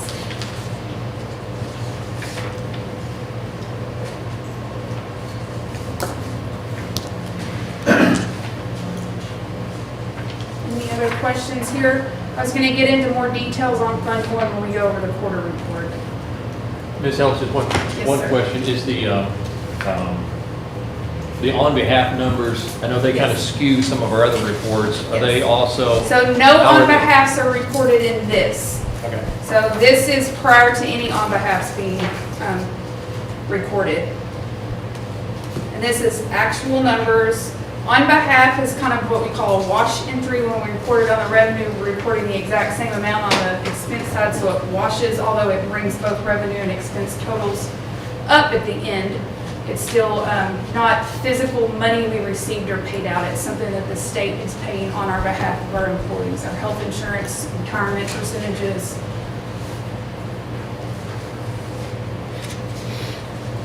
Do you need any sort of resolution on that, or is that just, that's an FYI? It's really an FYI. This is just a one page. Yes, I just want you all to know that this is kind of the high overview of how we unaudited ended the year. And really in the past, it's been more pertinent for you to see this because then it would then hit the paper. But like I said, we don't have to actually report this in the paper anymore. It's just on our website. But I will post that on our website after this tomorrow, probably. Also, part of that was a list of the one-time expenditures. So just kind of a quick overview, and then we'll hop into the quarter report, which I know is the next item, if that's okay. Just continue on, because these are both kind of review items. So you can see just from, this lays it out really nice in one big long column versus the quarter report that's a couple PowerPoint pages. But basically, we started the year in Fund 1 with a little over $10 million. And then you can see we brought in $37 million, so we ended with revenues for the year of $47 million. And then I've broken out expenditure-wise, that top part is salaries. We spent $31.6 million in salaries between the different levels: instructional, administration, maintenance, transportation. And then vendor payments and transfers, which you'll see that transfer number is monies that was transferred to other accounts, and that kind of matches almost. There's a little bit that's different, but 1.3, and then we talked about the 1.3 transfer in Fund 360. So overall, when you look at what we brought in and what we've paid out, we actually, if you take that beginning balance out and just look at the year collected and spent, we're actually $3.4 million over what we collected for the year in expenditures. If you add that beginning balance back in, it's $6.6 million, and that is the number that will be rolling forward into the new fiscal year as our beginning balance. I just wanted to point out a little bit, that's why I referenced that one-time expenditures list as well. So all of these numbers are in, they're kind of buried in those totals in the different categories. But that top section is growth positions that were added for the year that total up to $909,000 that were not on our budget. So these are things that through the year we saw the need that we needed to add staffing due to certain situations. The next portion is items that were specifically brought before you as a board.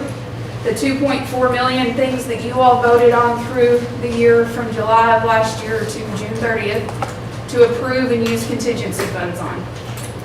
That bottom part are adjustments that would have had to have occurred throughout the year as adjustments to our budget just simply because of outside forces that we had no control over, such as the SEEK fluctuating up or down, audit adjustments, and then how we had budgeted and actually ended up the prior fiscal year with encumbrances rolling forward in our beginning balance adjustment.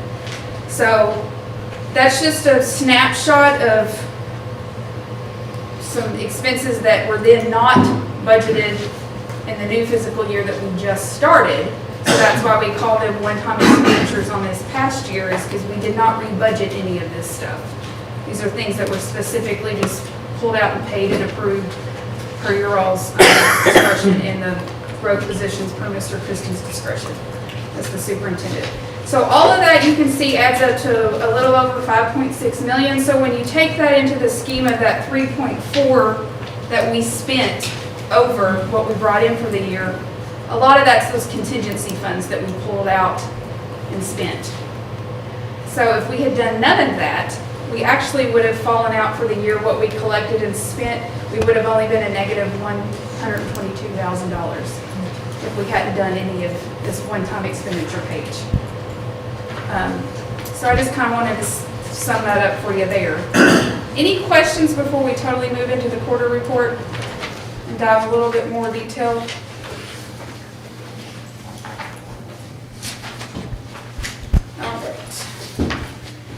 So this is the same formatting that you all have seen for many quarters now. This is, again, preliminary numbers, unaudited, so we are still in the midst of our audit. That's what I've actually been sitting over there in my office doing, is gathering all the documentation and emailing our auditors tonight. So, any questions, because I did kind of a high overview already. Any specific detailed questions you all have in regards to what you're seeing in this quarter report? We're a few percentages off from our prior year. We ended with receipts at 78%. Again, no on-behalfs are recorded yet. So we ended revenue collections at 78%, and that's without the beginning balance in there. And prior year was 81%, and the year before that was 84%.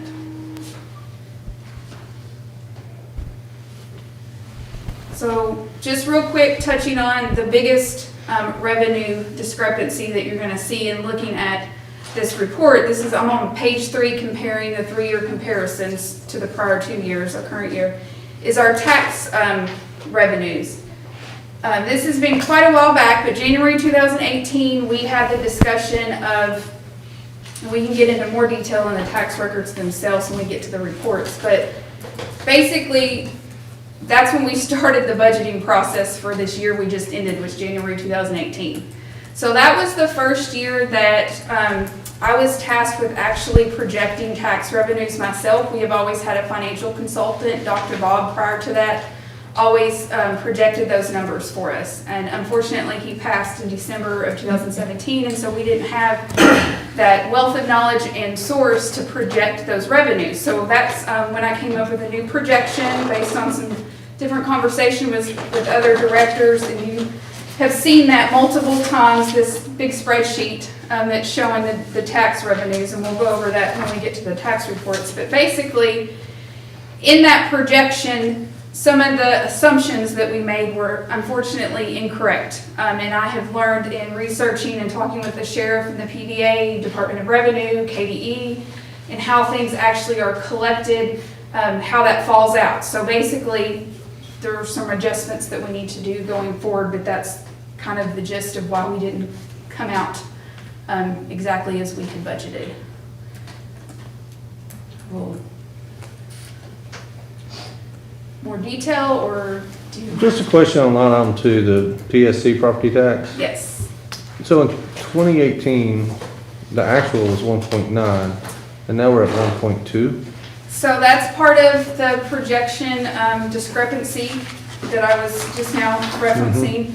So when you look at this projection sheet, and again, these were numbers, prior years given to me by Dr. Bob and told where to budget and how it has always been done, and that worked with the way he gave us the numbers. But in the way I've set my projection up, I have, you see the yellow line, that's Fund 1. This blue line is our capital accounts.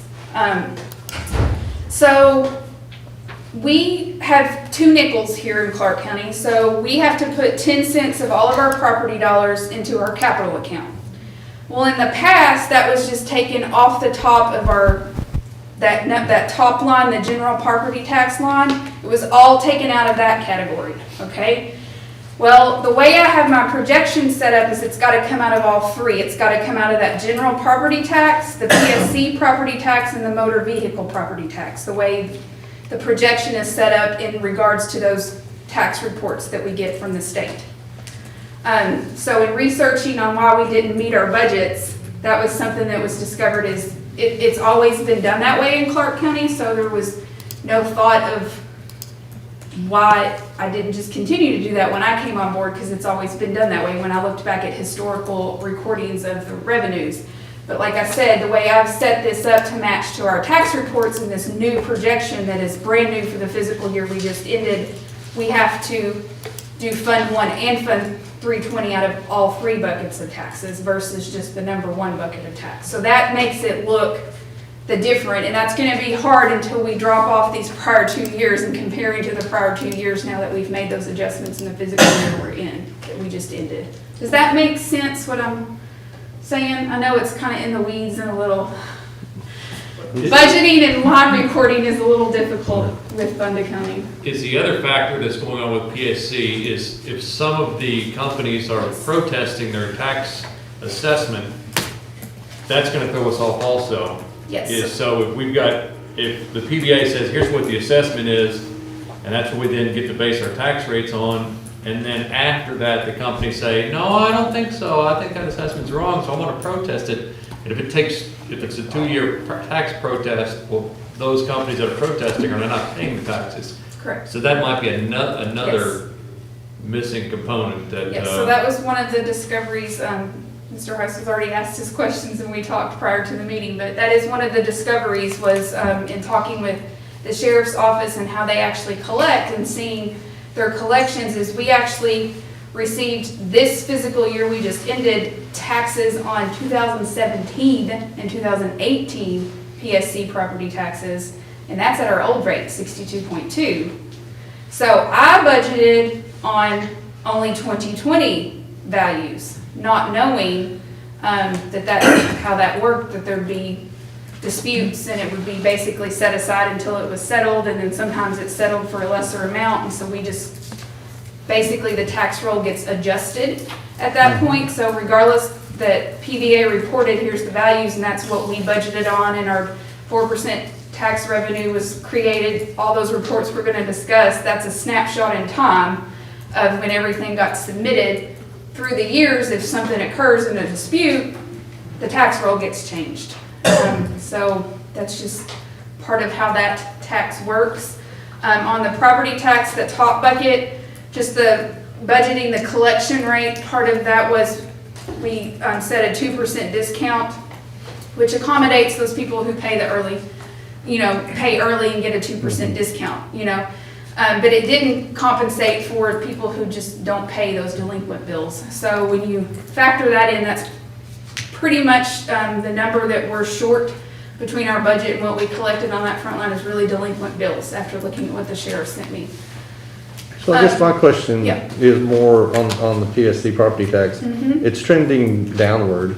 It's not staying the same. It's trending downward over the last 3 years, actual and budgeted. So is that because, what's the, do we have any insight on why that is? Is corporations leaving? Is county not growing? Is there, are they getting tax breaks? I don't understand that. Ms. Ellis, but that would be real interesting questions we could ask the PBA. Yeah. Because I know in the past, I can I've put gone that down up there, there.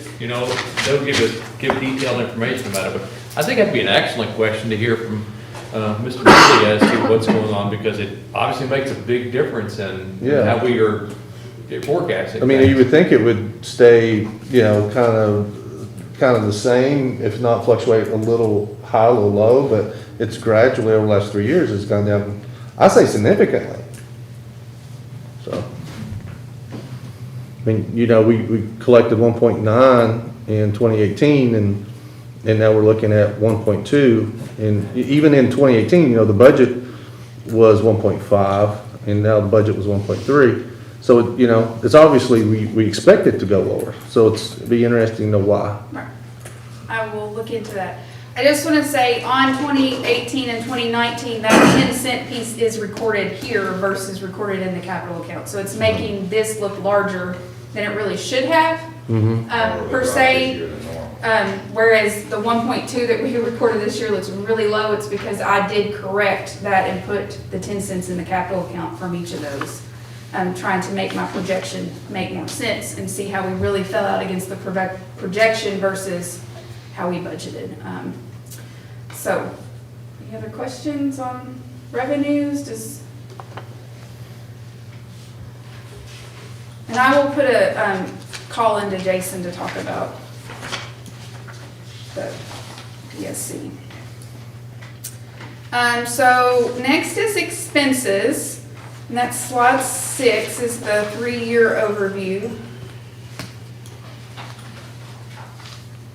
And this is really still against our budget and how we've looked at the prior years. We're really still kind of percentage-wise very close to what we've done the prior 2 years. We're 70% spend. We were 67 the year before and 70 the year before that. So, and you can see that our expense budget is really close to what our expense budget was last year, 57.8 and then 57, so not too far off in the scheme of it. And a lot of that, this expense budget gets adjusted every time you all choose to spend money out of contingency. We're adjusting the categories of where that's being budgeted. The 0900 is, I'm sorry, the 0800, that 6.9 million budget is what includes the contingency budget.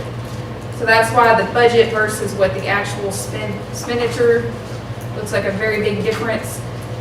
We don't spend out of contingency, so that 840 is debt service right there. From the general fund side, which includes KISTA, and some of our bonds have a general fund piece to them. And then the other big budget versus actual is the 0200s, $13 million budget, and we've spent 3.4. This is the on behalf, so I'm going to add that in the future and say employee benefits and on behalf so that you can kind of recognize why that's such a large difference in budget and actuals. Is again, we haven't recorded on behalf yet at this point. I thought Mrs. Ryan just got some great bargains for us. Any questions on the expenditure side of the meeting?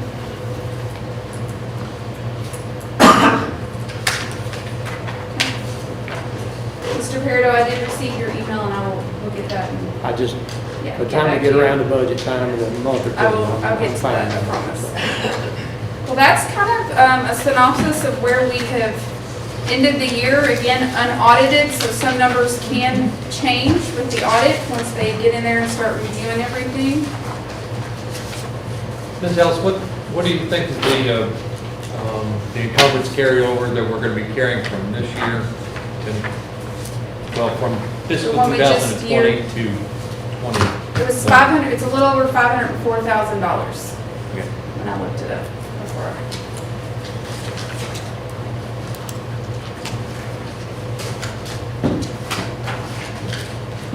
Okay, so that's the financials. Are we ready to jump into taxes? I'm gonna call a 10-minute break before we Okay, jump into good, that. thank you. My least favorite thing to talk about. Yeah, I think it's everybody's least favorite thing. I like to talk about I know you like to talk about it. I'd like to talk about rings. I thought we were going to, I was supporting rings.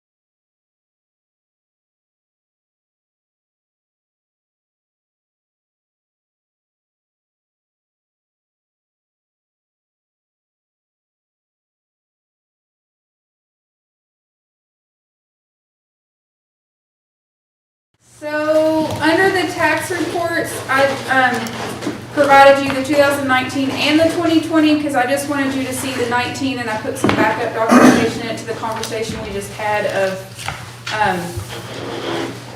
how we ended the year and how we budgeted against those reports. And I just wanted to show that to you.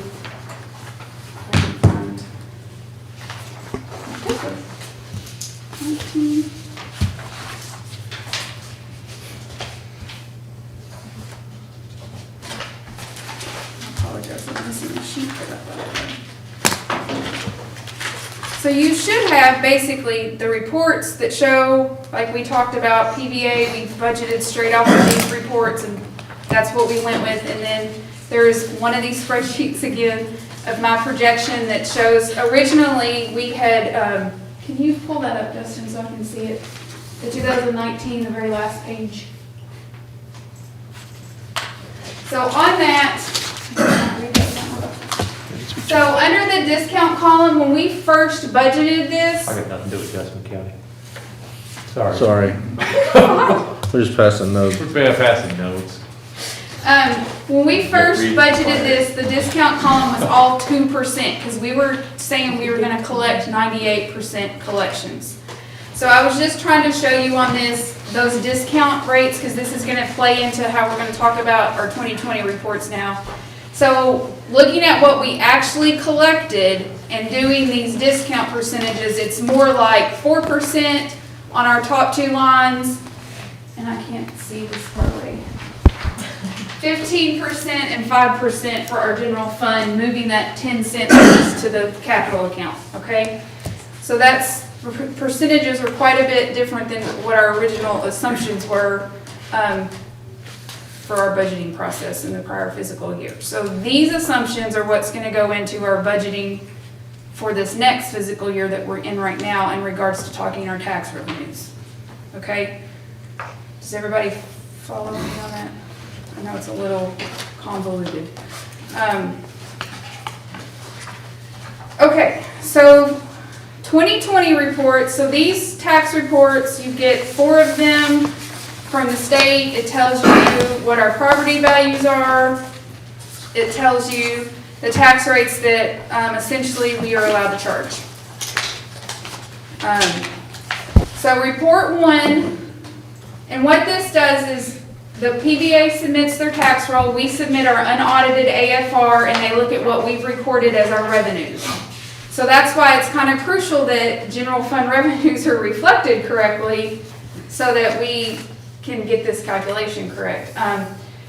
And they take the 4% increase is based on what we collected this past year, and they're adding 4% to it. So that's why it's called the 4% increase. So they're saying, based on your property tax values and what you collected last year, in order to increase your revenue by 4%, here is the tax rate that you can charge. And that is the max tax rate that we are allowed to charge that is non-recallable, where basically the public can vote on it. So if we go above that, it turns into being voted on and put on the ballot, and we don't want to get into. So also this year, there's 2-cent exonerations that can be added to that. So you see it's 65.2, we can add the 2-cent exoneration and get a 65.4 rate is the max rate that we can charge. Where are you at on this? Because that's not what's showing up here. Right here. So, 2021. right here, I'm on report 1. report 1, over here on the end, 65.2. Oh, it says 63.6 what I'm looking at. Are You're you looking on at the the wrong- the newest reports you mentioned? I'm on That's the 20. 1920. Huh? That's on 1920. Oh, she's on the The 20. date generated should say August 4th, 2020 on it. I'm sorry. No, that's Gotcha. all right. Yep. I jumped from one to the other real quick. Gotcha. Okay. So this is our current, for the tax rate we're gonna be talking about to set. So 65.4 is the highest we can charge. The subsection, I don't know all the legality on that, but and maybe Mr. Thomas can elaborate, but we never take the subsection, so I don't know all the details on that one. And then compensating is basically, they're saying if you charge 62.7, you're gonna bring in the, based on property values, you'll bring in the exact same revenue you recorded this past year. Again, you can add those 2-cent exonerations to it. But I think at that point it would be Is a it 0.2 cents? 0.2 cents, 0.2. Down there at the bottom, it says note 0.2 cents may be added. So that's what all these lovely spreadsheets attached to the back are, is me trying to show you based on the values reported on these, which are on pages, reports 3 and 4. I take those numbers from page 3 and 4 and create these lovely spreadsheets. So in your packet, you had one for the 4% with exonerations and without, and if we kept our same 63.7, because typically we never want to go backwards from the rate we have already chosen and elected to have, whereas the compensating rate would make us go backwards. But I just laid on the table tonight those so that you could see what that looked like.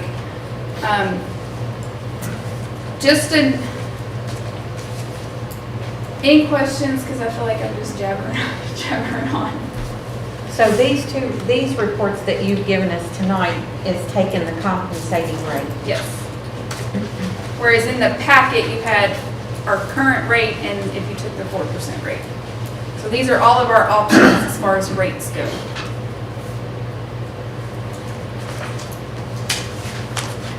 Well, just to be fair, the boundaries of the rates, we could. Boundaries of the rates. Any number Yes, you in can go between there. anywhere in between.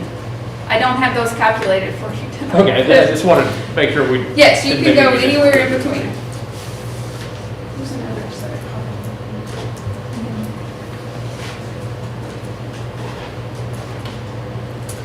Okay, so just to summarize these.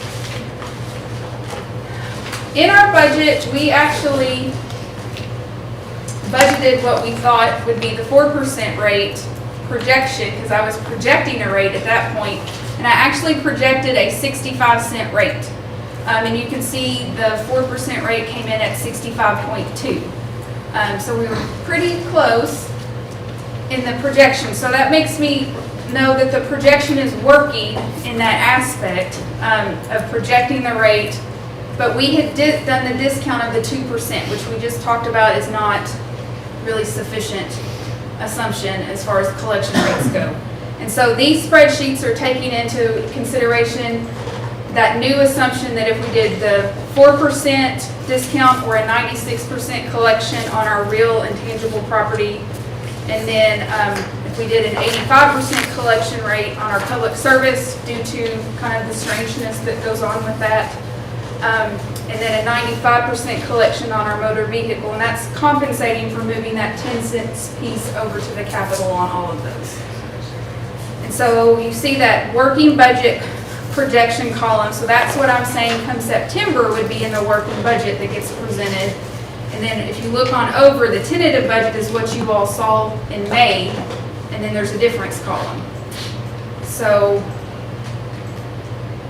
that's kind of how all that falls out.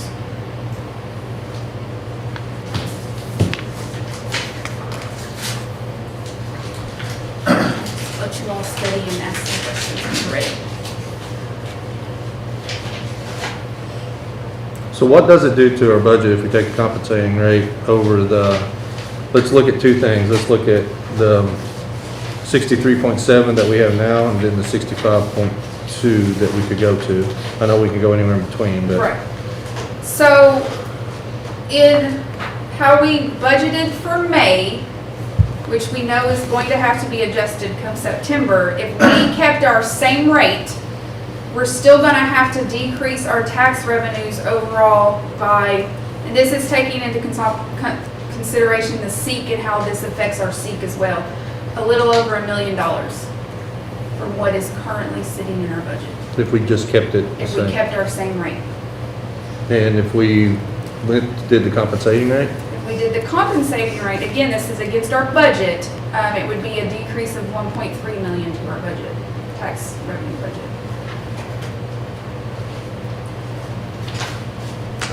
Now, just to put that in perspective as well, you asked those two rates, but even if we did the 4% increase rate, because again, we know our assumptions have to change, we're gonna be, if you took it with exonerations, you'd be down $584,000 from our current budget.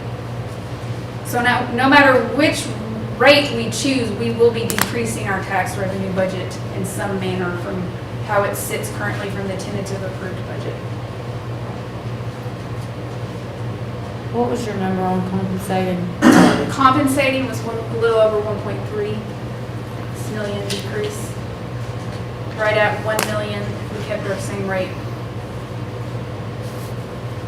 Ms. Ellis, do you happen to remember what we were projecting as our loss from the budget, in the budget in 2021? We were projecting a loss that year. Yes, I mean, so the year we just started. Right. the year Yeah, we it's at started right now 1.6 million. Is what we're currently budgeting to From the, lose. on the tentative budget, we projected a little over 1.6 million deficit. And so if we took the same rate, then we'd obviously be down 2 points. Yes, sir.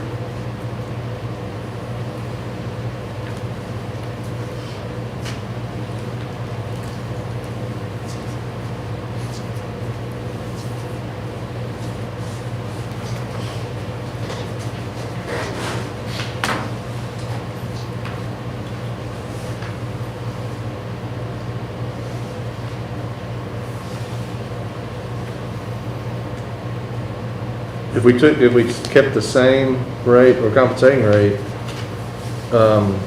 with that decrease, what are we, I mean, I'm just trying to think, for salary increases, what are we required for salary increases and what are we not? We're required to give the step raise, which occurred July 1 with everybody's new contracts. Everybody got a step raise, which is roughly a 0.5% increase for cost of living. Okay. As far as above and beyond that, there is no mandate from the state down to give any kind of overall raise to our staff. They just get their step raises. So it's just that, okay, I just want to make sure.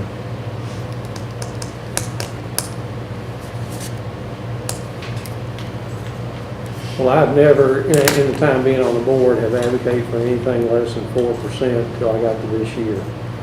And my reasoning is here that, we were out of school 2 months last year. There's a good chance we'll be out 2 months this year. I think in good faith, we're looking at the public and saying, we feel your pain also. I think, your public is going to look at, we got bus drivers on salary that are not driving kids. We got custodians that are mopping floors that are nobody's walking on. We've got resource officers that are not protecting anybody. We've got cooks that are not cooking meals for everybody. I think they're going to look at those things and they're going to say, well, why are we footing the bill for those things? And again, I'm not saying that it makes me happy to say any of that, but I think at the same time, if we can look at some way to let other people know that we can feel the pain and we can do some cutting in our budget and make things a little bit easier on them, because I just got a feeling that taxes are going to go haywire everywhere. When the small business out there has to cut, they have to cut. They may lose their employees. They have to do it. We're in a situation, the first thing that happened when all this happened, the federal government just threw money at us. And we were lucky to get a lot of money in that situation. Other people are not that lucky. And I do think there are people that are looking. And I do believe that if we look and try to feel some of that pain, that just maybe we can win some people over in the long run. And, those are not easy things for me to say, but this will be the first time I've ever asked for anything less than the full raise. Mind you, I didn't get it every year. I'm looking at you, so. But I've always been a proponent of trying to make our schools best. I think our district is in the situation it is in today because of people not taking the rate 20 and 30 years ago. And that's where these things start affecting you right here. But I just believe that we're in a time right now that's a difficult time for a lot of people. And I do believe that we would send the wrong message if we tried to do a 4% increase.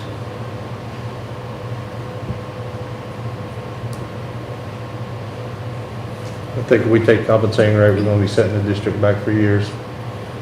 Well, I mean, you And gotta go I back. think that you know, we're gonna be, the board members are gonna be dealing with this for years to come because we decided to take a compensating rate. Yeah, I agree, and there's no doubt about it that you'll have to be dealing with it for years after that. Same thing we dealt with it.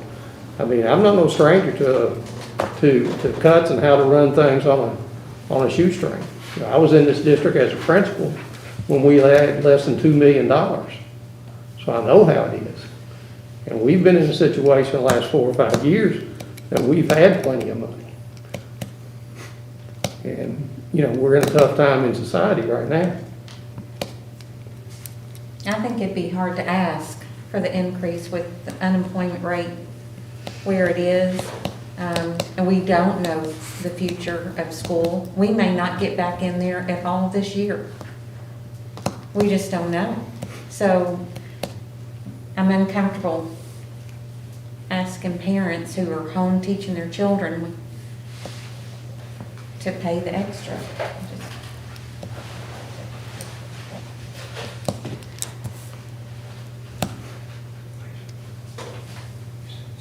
So you're actually looking at a decrease though, you're not asking them to pay extra, you're asking them to pay less.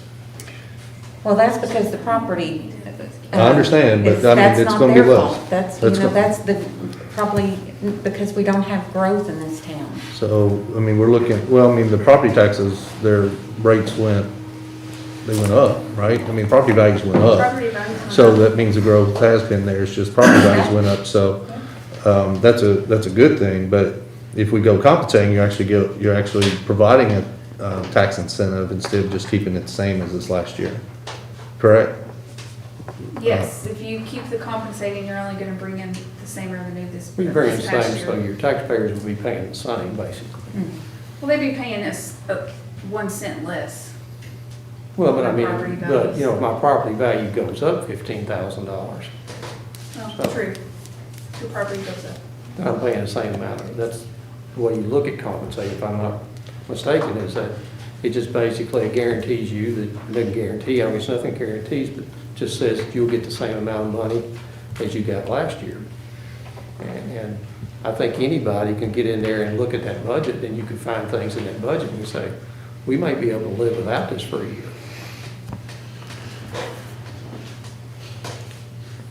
Well, no So what matter is which the- rate we take, we'll have to be looking at Yeah. expenses. Well, yeah, I mean, So what's the increase on the $100,000 value with 65.2? 15, well, I'm sorry, that was last year. It's 1.7 cents if you do the exoneration, so that's $17. $17 for every $100,000 Yes, sir. of property?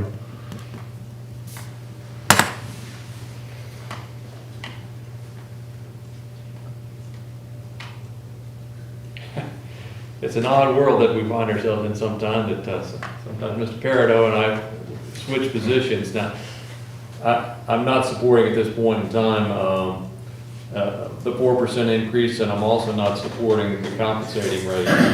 I think this is an important issue. I concentrate on other parts of the agenda for tonight because I was looking forward to the tax hearing that I presumed that we would be having next Monday.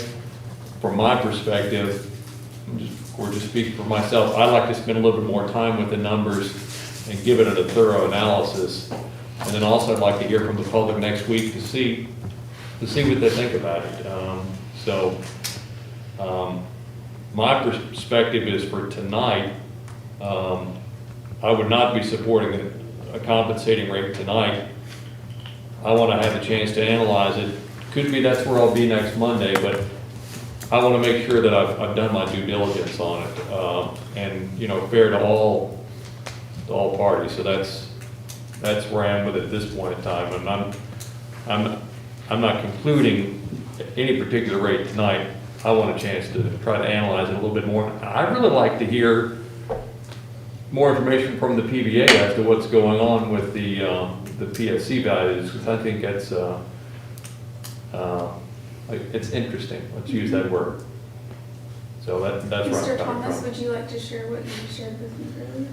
Well, it could very well be, and I don't know, but I've spoken with Jason on some other things, and, you know, for instance, solar panels, that's part of the PSC. Once those solar panels become working entities, they now become part of manufacturing. We lose that revenue locally. It goes from a tangible property tax, which is part of that PSC tax, to a manufacturing tax, which is only collected at the state level. So, you know, you've got the PSC tax only is for transmission lines that are above ground, at least for electric companies, security systems, wiring,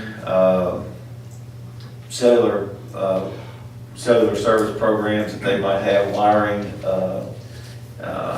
I've received an email from him just last week involving those. And so once that shift goes to manufacturing, we just lose it out of Clark County. We don't get anything for it. It all goes to the state at a less rate. It becomes part of the manufacturing infrastructure. Plus you have depreciation of those items. And if you think of, you know, you look and see what's been done in the last few years with East Kentucky, how, you know, at one point they were operating the Smith station and that's gone. And so there's a number of those that are probably factors. One of the things I bantered about last year was a proposal to actually, on the tangible side, so we've got a split between the real estate side, real property and tangible property, and by and large, the tangible property is paid by business owners, and it's the equipment and inventory. Because of the inventory tax credits that was put forth by the legislature several years ago, that's been phased in 25, 50, 75, and 100%, those business owners are actually seeing their net tax bill go down on tangible tax. So last year I proposed a scenario where we would have a smaller increase on the real estate side that would affect families and of course businesses also, but actually a larger increase on the tangible side. And I think it's certainly something that's worthy of discussion, that you could break those two apart. That you could say, all right, we're going to do a rate, and you can actually, there's nothing to keep us from going above 4% on the tangible side, and then that potential will allow us to go way under it on the real side. And that 4%, that would actually pose a really interesting recall situation if you split it like that. But I know Mr. Thomas loves fun situations like that to think about. Well, I had several people reach out to me and ask about the tax meeting, and I sent them the agenda, and it wasn't on the agenda. So I'm with Mr. Heisel that I think this should be tabled until the next, till the scheduled tax meeting, so that we can hear from the public. I think it's unfair to try to make a decision without actually looking at it a little bit more deeper, and also hearing from the public that we published in the paper when that hearing was going to be, when that meeting was going to be. Well, I can certainly appreciate the comments, but there's no way I'm gonna say it's unfair. I mean, it's, you know, it's what the law is that, you know, the reason why people are gonna come to the meeting is because you propose a tax higher than what you have. That's the reason why you have a meeting. And typically, we used to always come in and do a meeting and talk about taxes, and then we would go on and do the other tax meeting right there. So I don't think it's unfair, but I certainly appreciate the things. And don't think I'm against you, Mr. Tobin, because I'm sitting there and I fought for that, you know, 5 previous times to this right here for that 4%, and been turned down several of those times right there. So I know what it's like, and again, I've been in the job and the position. I'm just saying we're at a different time right now, and does it hurt us? Yeah, it hurts us a little bit on this right here. And is it gonna make people have to reconsider a lot of the things that we have? Yes, it is gonna do some of those things. And all I wanted to do is do exactly what I'm doing right here, right now, and that's create that discussion and know that that's out there. And I'm fine with moving on to the hearing that night and discussing and listening to others talk or whatever about it.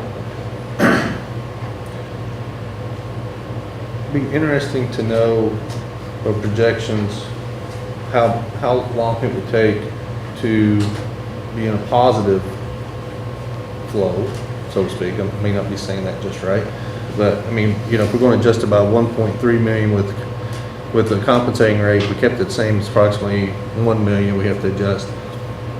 You know, is there a way we can determine how long it would take in order to try to catch up? I can look into figuring that out. I can't promise that I will have it by Okay. next Monday. I mean, that's but- fair. I mean, it's just, it's be interesting to know how long it would take. It'll take you a while unless. Well, yeah, I yeah. mean, you got, you know, unless you can get, as Ms. Richards said, unless you can get growth in your community and get some more industry and things like that in there, it's gonna take a long time, and that's kind of what's hurt us. And as I said, you know, much of the catching up that we've tried to do is due to the fact the things that were done 20 years ago were not done 20 years ago. And all of a sudden, we gravitated salary-wise and money-wise toward Eastern Kentucky when Lexington and everybody that way was going up, and that's why we've been trying to catch up on our salaries, and we've done a great job in the last 2 to 3 years to catch up on salaries. Well, I think some of the previous boards, it hasn't been 20 years ago that they voted, but they didn't vote for the rate. Yeah, I know they didn't vote for the raise. So it just continued, it continued to I get mean, behind. those things continue to keep on going. Yeah, so it wasn't just 20 years ago, it was like 4 years ago. Yeah, but the 20 years ago put us in a position, and then it compounds even more when you get to a time, you know, again, like I said, you know, 12 years ago when I was here as principal, we didn't have any money, they weren't going to vote for it, and so it just kept adding up at that time. And then when we did have money, we still weren't giving people raises. I mean, I came on this board and, you know, when I left as a principal, we were under 2%. When I got here on this board, we were at 14%, and I'm looking at everybody saying, why aren't we giving raises? And then it became a chore after that to try to continue to get raises and try to continue to get the money, and we have been in a great shape. I mean, we've been up probably close to $20 million contingency at times right there, pretty close. 14.5 when I came on board in I think, I want to 2016. say close to 17 or 18 maybe at one time, up 24% or something in a contingent, which is just unbelievable. I mean, we had to, at one time, like the third largest contingency in the state of Kentucky, you put Jefferson County and Fayette County in front of you, and you're looking at, I think, maybe Warren County, maybe, or Oldham County. I think we were ahead of Fayette one time. And Oldham County, so I mean, and there we were with all this money, and we weren't spending it. And some people, I know Scott, it hurt Scott to spend a lot of times right there, but that's what people pay taxes for. When I pay taxes, I want to spend on the kids that are there. And I'm fine with reviewing and looking at this thing again Monday night, and having the public come in and speak. And, you know, I've been here, this will be my 6th tax hearing, and I haven't had the first person come in and say, raise my taxes. Maybe this one will change, I don't know. And of course, we haven't had a whole lot the other way. I'm not sure we've had anybody in here the last 2 years, but we have had people before. Scott. But, well, yeah, it was about 3 or 4 years ago, I guess, when he came in there with a dollar presentation. That's a good. That's infamous. But, you know, again, I'm not, you know, it's not an easy thing to say, but you know, again, without a target, without what we're doing, with, you know, just what you hear on the news one way or the other, what you hear from KDE, you know, I think it's going to be tough to be back in school before next year. I really do. I mean, unless somebody just says go for it, we're going to have cases. When you get into a large gathering, there's going to be cases. And until we get out of the fear of just having cases, then we're going to be where we are. But at the same time, I don't think it's fair that we just rest on the backs of the taxpayer and say, yeah, I know we're out, but we still want to pay all of our people. We want to have all these here. But I appreciate you guys pitching in. You know, it's kind of hard to do. You live in a society now where about 20% of your people taxpayers have kids in school, so you got 80% out there that don't even have kids in school. And many of those people don't see the importance of why education is important in your community. And it really is, and maybe a lot why we don't have industry here right now, because we didn't emphasize those things years and years ago.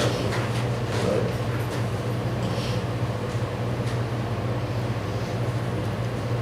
You're totally confusing me. Before, you voted to not put them back in school, and now you're saying it may be until the first of the year before we get them back in school. well, I'm just saying what's out there. I mean, what do we do when the governor comes out and says you can't have it till November? What do you do? What do you do now? I'm not saying I don't want them in there. I'm all for trying to get a plan together and try to put them in there. I am.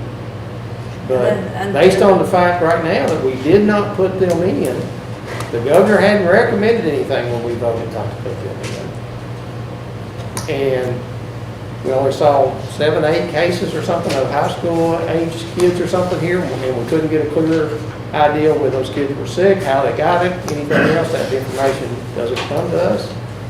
So if we go back and come in here in September, and the governor says no school till October 15th, do we continue on? Do we say, no, we're gonna give it a go? What do we say? But we're still gonna be doing school.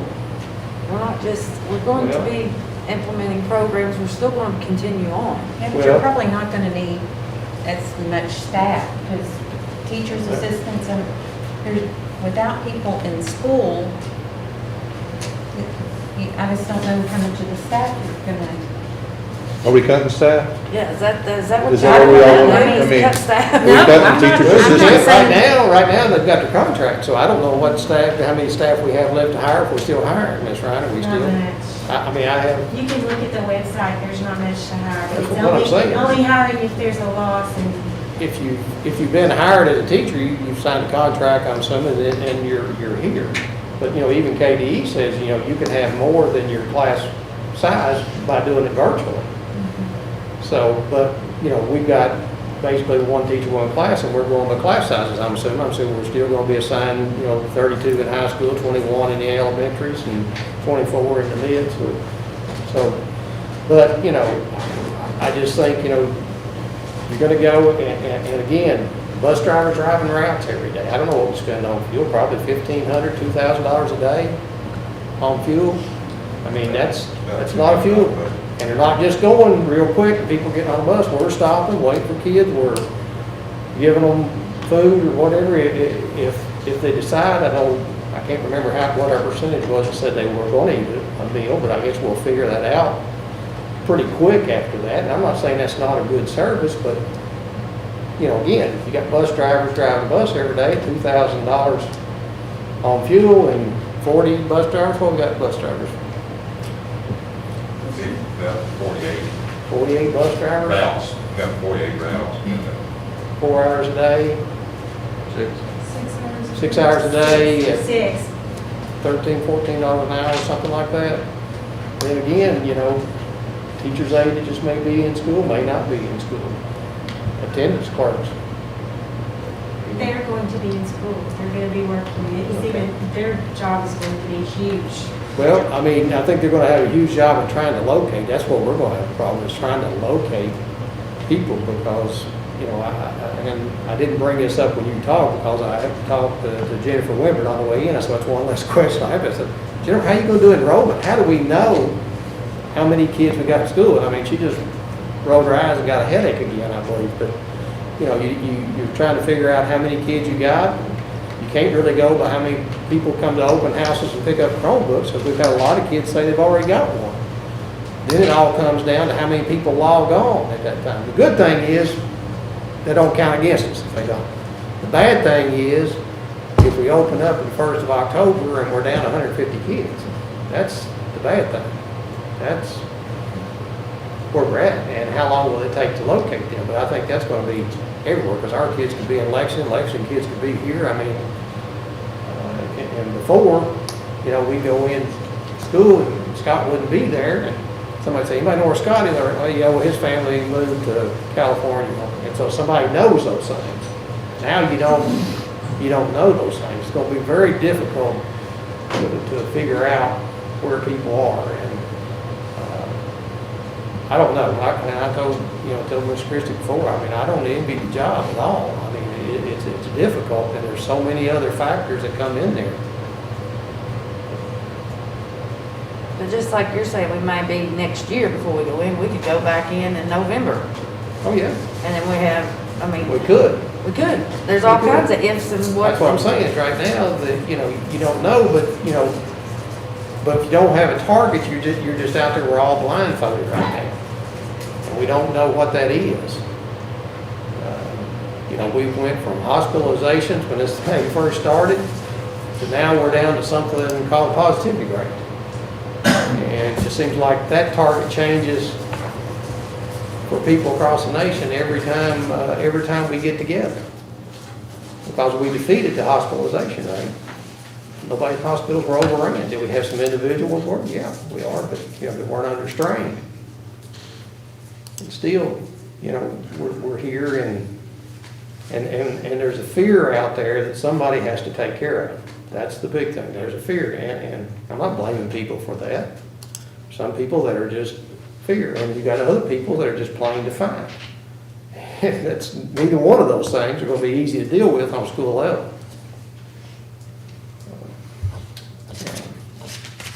I'm kind of getting off here just a little bit on taxes anymore. But again, I don't know. People ask me, I said it would not surprise me that we're not back in by January. So on item number 7, I'd like to make a motion, we acknowledge those reports and that we table any further discussion until the tax hearing next Monday.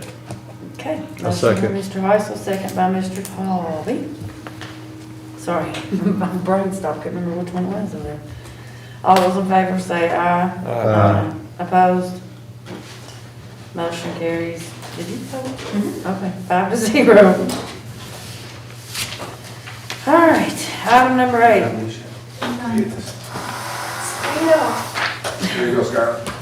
Consider discussion and approval of KDE recommended resolution of grant additional COVID-19 emergency paid leave. Ms. Ryan. Hello. Hello. We spoke at a previous meeting about what the Department of Labor is giving to our employees by federal law. And basically, it's 10 emergency sick leave days. And we went over the 6 reasons that you can have the days and all that. Basically, for illness, there's 10 days. The extension of the leave goes for number 5, which is child care only. So out of a concern for that, districts across the state contacted Kevin Brown, the interim commissioner of education, and if you got a chance to read the documents I uploaded, there was a July 21st memo that went out saying that because school districts have broadly expressed the need for the discretion to grant additional emergency days beyond the 3-day limit imposed by KRS 161, the commissioner has put a waiver on that KRS allowing you to add to that bucket of 3 paid emergency sick leave that you give our employees every year. These days would not accumulate. They can only be used for COVID reasons. And the thing that's best about them is the DOL days expire 12/31. These days can be used until the end of the year. And if they're not used, then they go away. And this is a one-time thing for 2021 only for COVID. You do not have to grant any additional days if you do not wish to. But KDE did put out a resolution, which I included in the uploaded documents. And basically, you just have a couple of decisions to make if you want to add the days. There's no set limit on the number of days.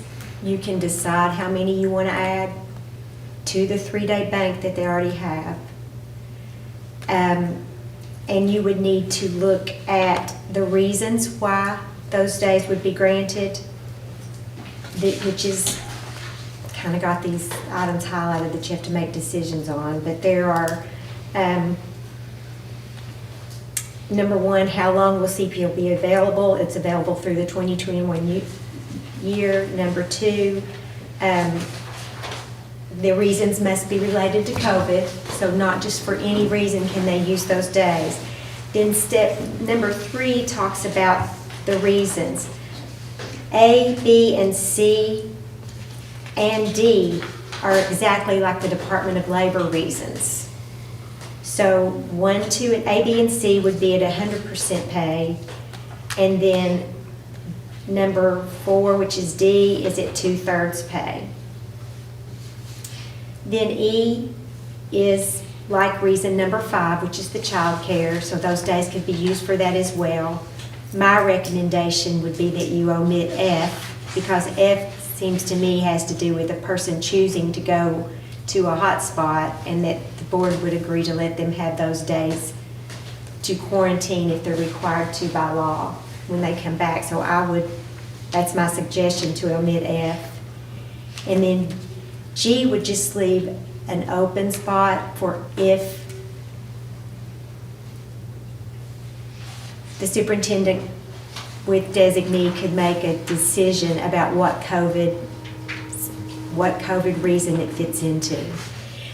The concern I had would be, worst case scenario that would be very rare, would be if a person were to end up, worst case, on a ventilator for an extended amount of time. And that would be an extraordinary circumstance. We've got 1,000 employees right now. That's not happened yet. So that would be one reason for the G, an unfortunate situation. Again, remember it's 2 buckets. The Department of Labor, 10 days is 1 bucket. This would be additional days that you as a board may or may not grant to employees, and it's just adding to their 3 days of emergency leave. So this document says, and I think it's a template though. It is. It says 2 weeks, it says 10 working days on it. It says, I believe it says you may use that but do not have to. Yes, it says it's not mandatory. Yeah, it says may use up to 2 weeks, 10 days. No, this number is suggested but not mandatory. But you mentioned that we could pick any days. It's You not could. limited. It could be 5, it could be 20. It could be, and then it could be extended based on an extraordinary circumstance that we hope doesn't happen, but it would be a way to be able to help in that situation. Now, does this kick in after the federal?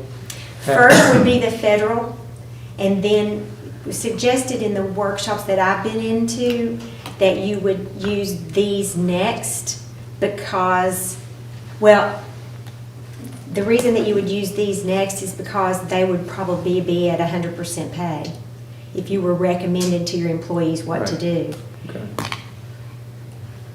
And see, the problem with the DOL days, they're over after 12/31. This would be a way we might even suggest use your DOL days, and then if you had other days, you would use these next, but you want these to extend longer in case something happens to someone in the spring. Could you talk again about why you wanted to omit F? F, because if you read it, Gordon, it sort of goes to If you travel advisory is given to them and they travel somewhere. Right, like but it decide- said it may be denied by the superintendent if he determines that an employee traveled to another jurisdiction. I know, but that puts us open to have to make that decision for people. Okay, you could travel to that place, but we're not going to let someone else travel to a different place. It was just my thoughts, and in the workshops that I went to, it was an attorney from Warren County that did a workshop for HR people, and she just kind of put it out there. She said, don't know why KSBA even put it there, Right, because it's okay. almost inviting people. So it just takes the decision-making out of it in that situation right there. The other thing is, are people that have advocated for this, are they advocating that we do this while our teachers are still virtual? Or is this only when kids come back in the building? We're not having the issues, right now, the issues that we've had as far as people being quarantined, that may be teachers. This would be in a situation where people are being quarantined at this point and they're 260-day employees is where I'm seeing that the most right now. Teachers, of course, unless they're very, very sick, won't probably have to use this because they can teach virtually. Right, but it does have something in there that says, or telework.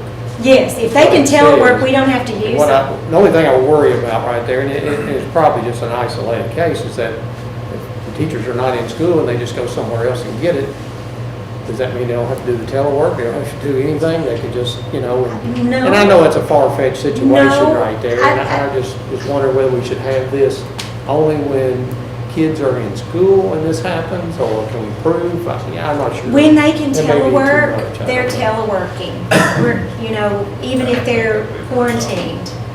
And we have some people that have already opted to do that. And we have people that are doing intermittent telework. So they're working in the day and then they're going to come in on a staggered basis in the evenings.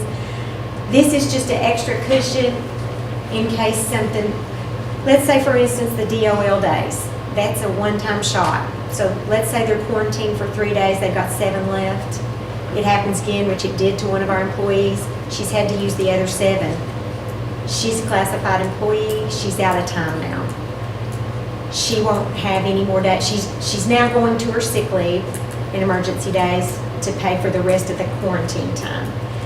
What happens is, when our employees get into a no-pay status, and this is happening more so for classified staff than certified, there's nothing to pull their health insurance out of, and their health insurance will term.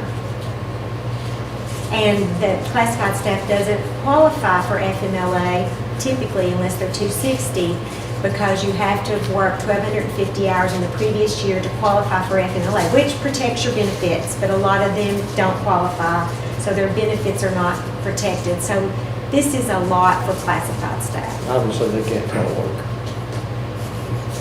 Not a custodian, No. not a food service person. No, And- I don't know. And we've got a couple of food service people that have been quarantined, so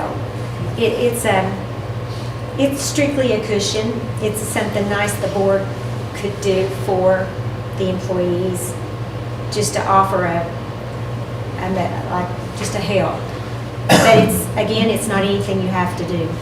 On item E, the way I read that is if teacher has a son or daughter that's in school, and since school is closed, are we considering school closed if we're in virtual?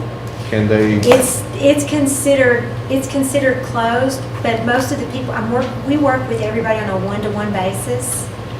And if they're working from home, they're not taking this because Okay. they're with their kids. Okay. So- Because I wouldn't want someone to take advantage of that and say, well, the school's closed, I can take 5 days because I got kids at home. I have not seen that yet. I don't know that something like that wouldn't happen, but I certainly would look at it with Mr. Christie and we'd put our heads together and make sure whether it was something that we think we could do. We will be very careful about it. Mr. Ryan, we don't, the window of opportunity to enact this is not just this meeting. Potentially, we could take this under advisement for right now, and when we get on the precipice of restarting in-person school, we could potentially go ahead and pass a version of this at that point in time. I think We're allowed so. to do that? I think so. On my end, I worry about when someone, they're not going to be a lot. Think about it. How many people we've seen that are seriously ill, but when someone ends up quarantining, first for themselves, then their daughter in the household gets sick, and then they're classified, they've used their 10 days, they're done. They lose their health insurance. So, and we legally cannot offer health insurance to someone that does not qualify for health insurance. And to qualify for health insurance, you have to be employed and working and have a paycheck. So that's the only thing I'm concerned about, but absolutely this can be put off and reconsidered next board meeting. My perspective on it is also trying to compare and contrast it to what people in the community are getting from their private employers, where they don't get this additional, they don't have the opportunity to get an additional 10 days. I would like, from my perspective, to see us postpone it and defer it until we get closer to in-person school. And I would see some fine tuning of it. What it actually probably makes the most sense to me, oddly enough, to do away with all the reasons except for G and just have G on there. So we might provide a certain number of days available to the superintendent for unusual, extraordinary circumstances to help out just a small handful of employees that find themselves in a real pickle. That's my perspective on it, just to communicate, as openly as possible. Is defer it until we get closer to then, and then make it so it's more of a selective thing that's just for extraordinary circumstances. Well, I think you're absolutely right, but I think all these reasons are extraordinary circumstances. That's my opinion.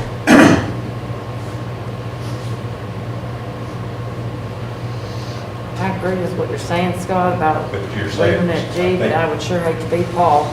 Well, that's why they pay him the big bucks. Yeah, but But what I'm hearing you say, that if you have G, that things that something I could possibly take into consideration, one of those other things. Oh, absolutely. Oh, yeah. So it would be a really extraordinary, unusual thing, not a run-of-the-mill, and you're like, you know what? Automatic. That's Yeah. automatic. It's not an automatic thing. You think, oh, well, I'm done with these 10 days, and now they get to roll into my next 10. No, it's got to be a special case where we're helping out an employee in a special situation. Which, I want to do. I want to help out our employees in special situations, but also be fair. Is that the same? Extraordinary, as I think Ms. Ryan says, is a lot different for a classified than it is for certified. It's very, So, I mean, very scary. An extraordinary, you may just, not downplay, but, a teacher on quarantine, custodian on quarantine, one may lose their insurance. That's my worst Because of concern, the insurance. So I would think it would have to be defined in there somewhere about, what's extraordinary, I guess. I don't know, Mr. Christie, every time. And again, maybe nobody, maybe one or two. I can maybe report 15. back, next month and see what transpires between this date and the next board meeting and see how many more I have, but it's very small numbers right now that we're using of these days. Most people, we're sitting down and working it out on a one-to-one basis. How can we make this work? Can we get you a computer at home? We're working with people and they're very thankful. So these are the custodians and Mainly hourly rate Okay. people. Because Ones that lose their insurance. that's the ones that don't qualify for FMLA. They haven't worked enough number of hours in the previous year. You have to work 1,250 hours. What FMLA does, just quickly, not this COVID FMLA, regular FMLA. If you've worked 1,250 hours in the previous year, it protects your health benefits for 12 weeks should you succumb to certain guidelines of illnesses. So you may not be getting paid, you may be out of sick leave, but you can bring in your check to pay for your health insurance. But just for those 12 weeks. Well, these guys don't qualify for that. They don't work enough. So that becomes a sad situation when that happens. And it may not happen. I see it on a regular year, sometimes with people that end up just having to have surgery and they don't qualify for FMLA and they run out of sick leave. But I think that COVID situation is just an option for you all to be able to add those days if you want to. And yes, we can look at it again next month. Yeah, I think it would be brilliant to table it to next month. These are the things that we want to do for our employees, but there's also some discussion on reducing our budget now on tax rate too. So these things may not be optional, we might not be able to do it anymore. So I think we need to really consider that, and I think we won't be able, I preferably would wait till September meeting before we make that Do you decision. have any direction for me on what I need to do between now and then? There's no way we can determine what the cost of this would be, I know that, unless you have, a way to provide some sort of estimate. Well, when a person loses pay that's already in the budget, if you pay them, the money was budgeted already anyway. But you have to replace that person with someone else to do their job, don't we?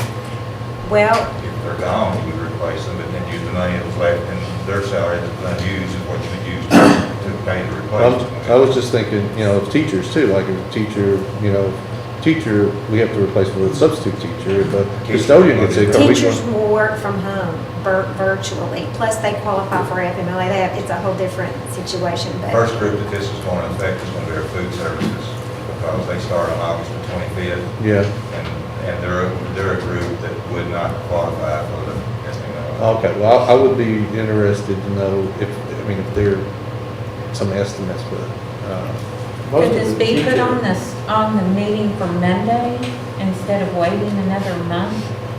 Well, what would we find out between now and then? Yeah, I think you gotta have more time. I think there's a lot of questions in here about classified and some things, and maybe seeing what some other districts do too, or whatever there.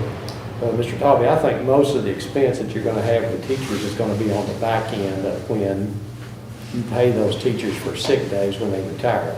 And so in other words, if they didn't have this and they had to use 10 sick days, when they retire, they still have that 10 sick days. And I mean, it's kind of confusing, but, it costs you on that. In other words, if you got a teacher less than 5 years, maybe they have 10 sick days right now that would cost the district $125 for each one of those days. They retire in 30 years from now, then it costs the district $375 a day or something like that. It's So, I a mean, third of the value of so- a day. Right, so we don't know what that's gonna be in 20 or 30 years or whatever, I think about, when I started teaching for $12,000 a year, what my daily rate was worth, and then what it was worth when I retired, it was a big difference. So most of it is gonna be on the back end, somebody else will have to deal with it on that end, but again, we're not looking at, hopefully not a lot, but then again, we've not had kids in school, so we don't know how many this could be, so you're saying if someone takes, that qualifies for this, and we passed it, we're not gonna replace them that day for that work? We don't hire substitutes for classified employees typically, Okay, but and this doesn't just say certified though. this both. This Yeah, would be everything. certified or classified. Right. So what's happening with certified, they have a little bit of a better option. And classified instructional assistants, we're still going to use them, Right. in the buildings and virtually, if the teacher will be working with them. It's the people that can't possibly do the job virtually at all. So we would have the option to modify this for just certified. Or classified, either one, right? Could we? Or does it have to be for both? I would think that would have to be for Can't do it? both. I see Mr. The Thompson reason saying is, no, let can't me do that. explain why. Let me explain why you can't do that. Okay, It is the board policy on granting emergency leave. There's a classified and certified. It is KRS 161152, emergency leave for full-time employees to use up to 3 emergency days. So you're expanding that pot of days.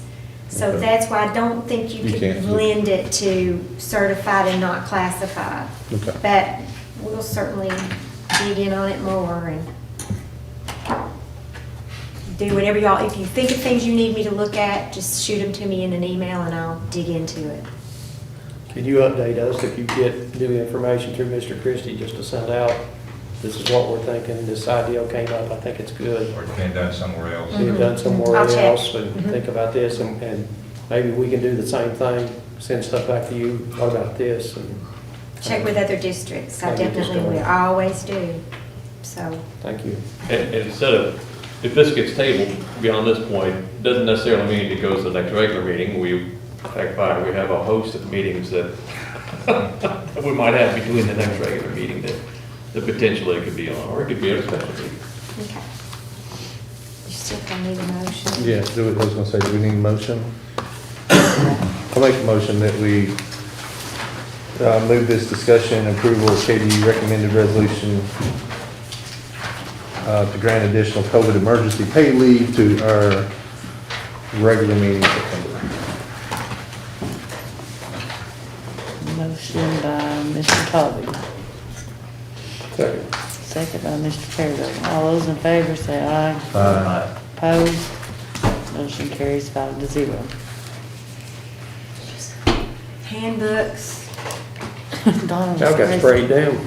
Yeah. Did you spray me?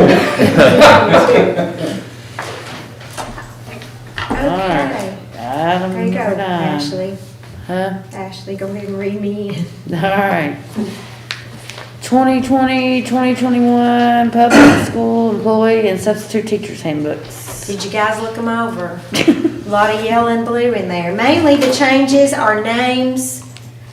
We double checking phone numbers, email addresses, who's responsible for what. There's a lot of that Title IX in there that we approved during the last board meeting in policy and procedure that had to do with sexual harassment. That's all added in there. Everything that's in there for change that's other than names is recommended by KSBA.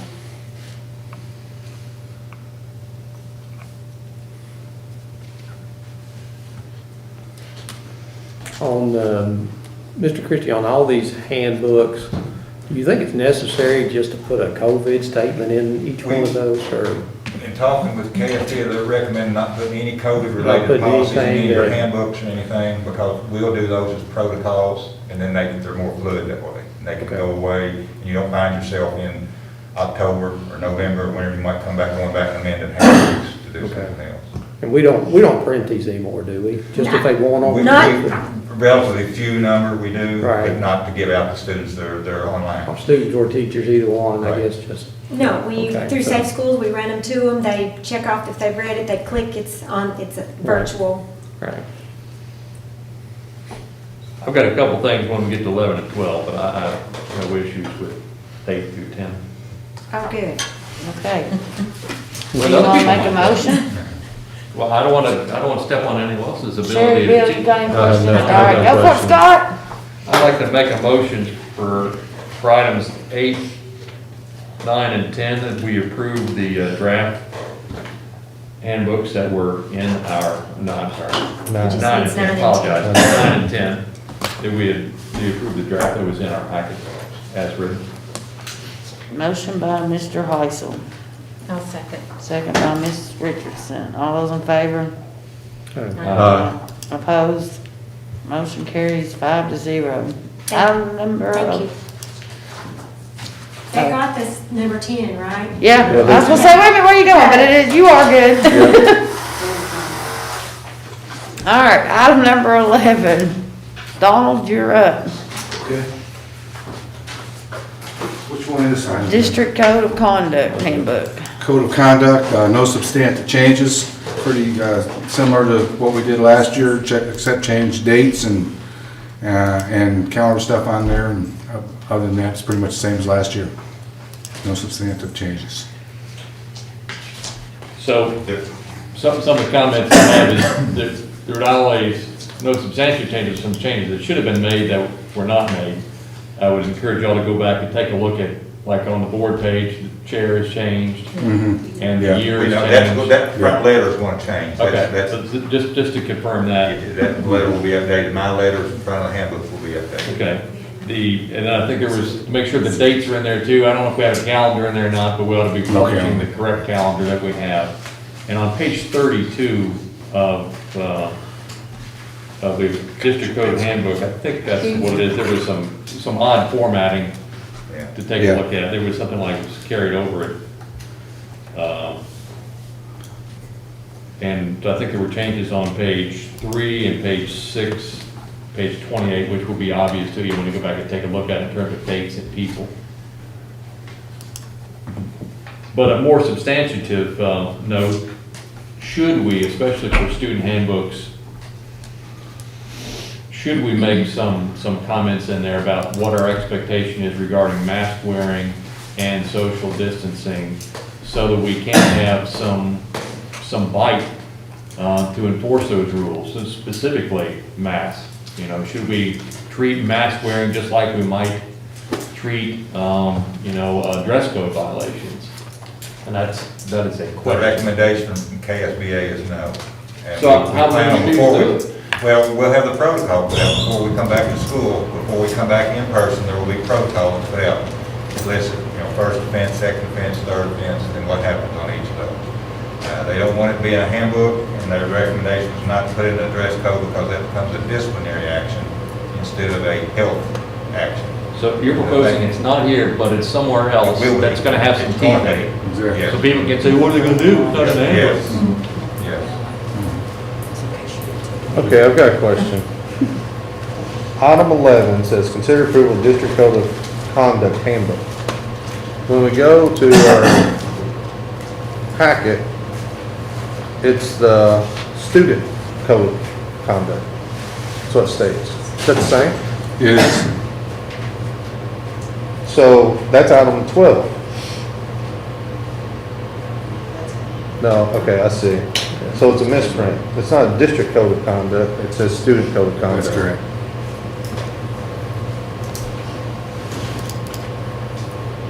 Want to make sure there wasn't another document I was missing. Yeah, this document is specific to student conduct. So we should change that to consider approval of student, not district code of conduct. Are we doing 11 and 12 or just 11? Just 11? Right now, but that's,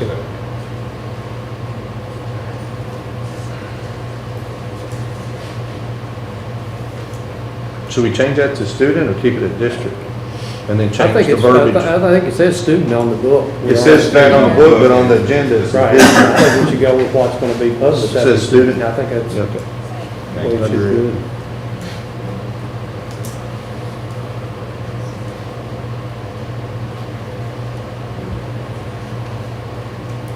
I'll make a motion to approve item 11 with the change to consider approval of the student code of conduct handbook.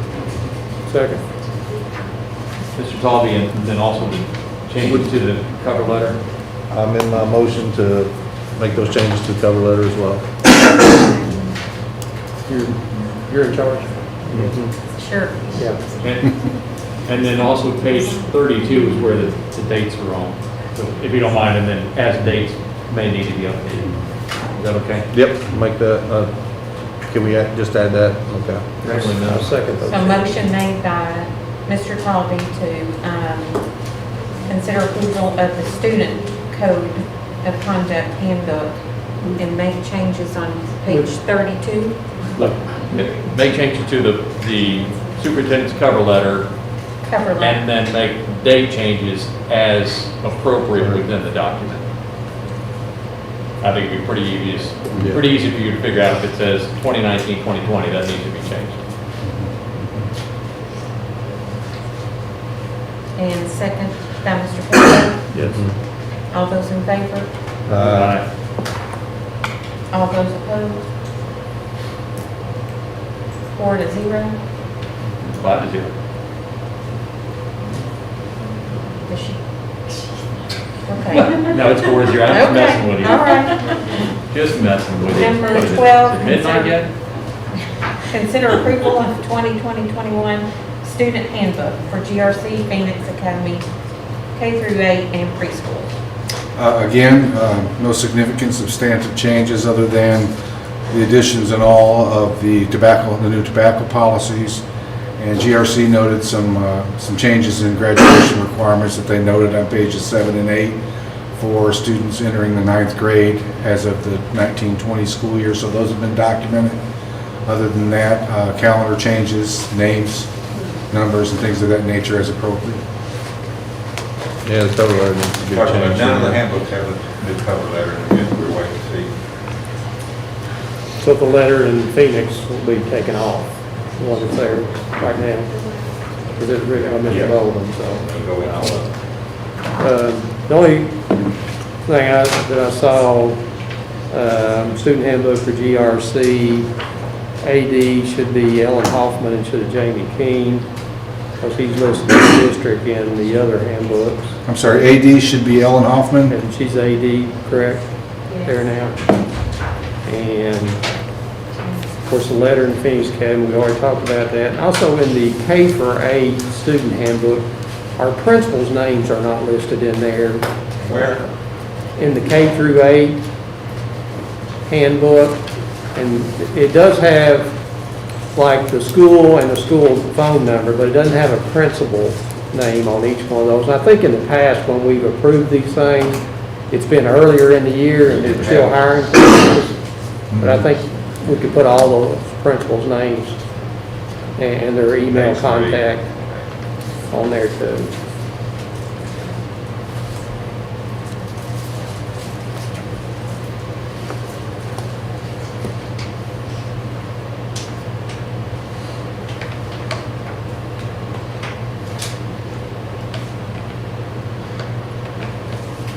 Mr. Thomas, do we need to have any reference in these handbooks to the Chromebook cost and that agreement?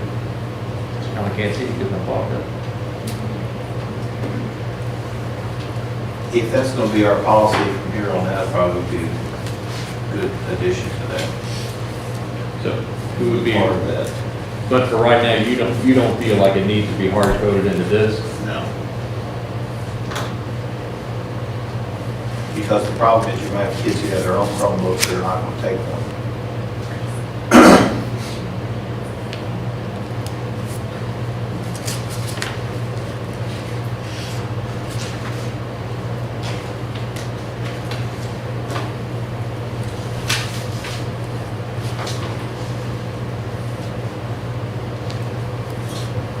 Because we have 865 students who have their own Chromebook, so.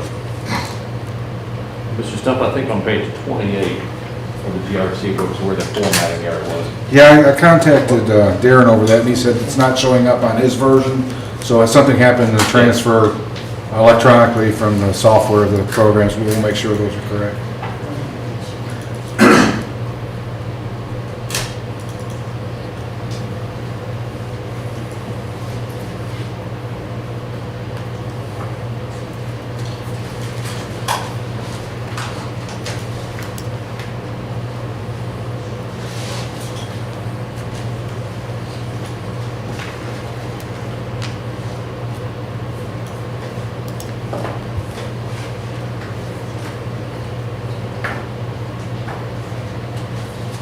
Any other discussion?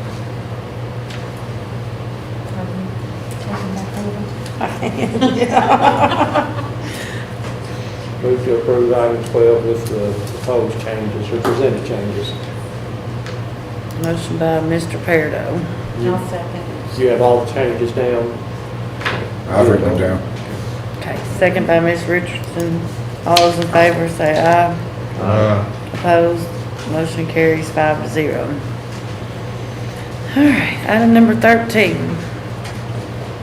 Consider approval of 2020-2021 Transportation Manual.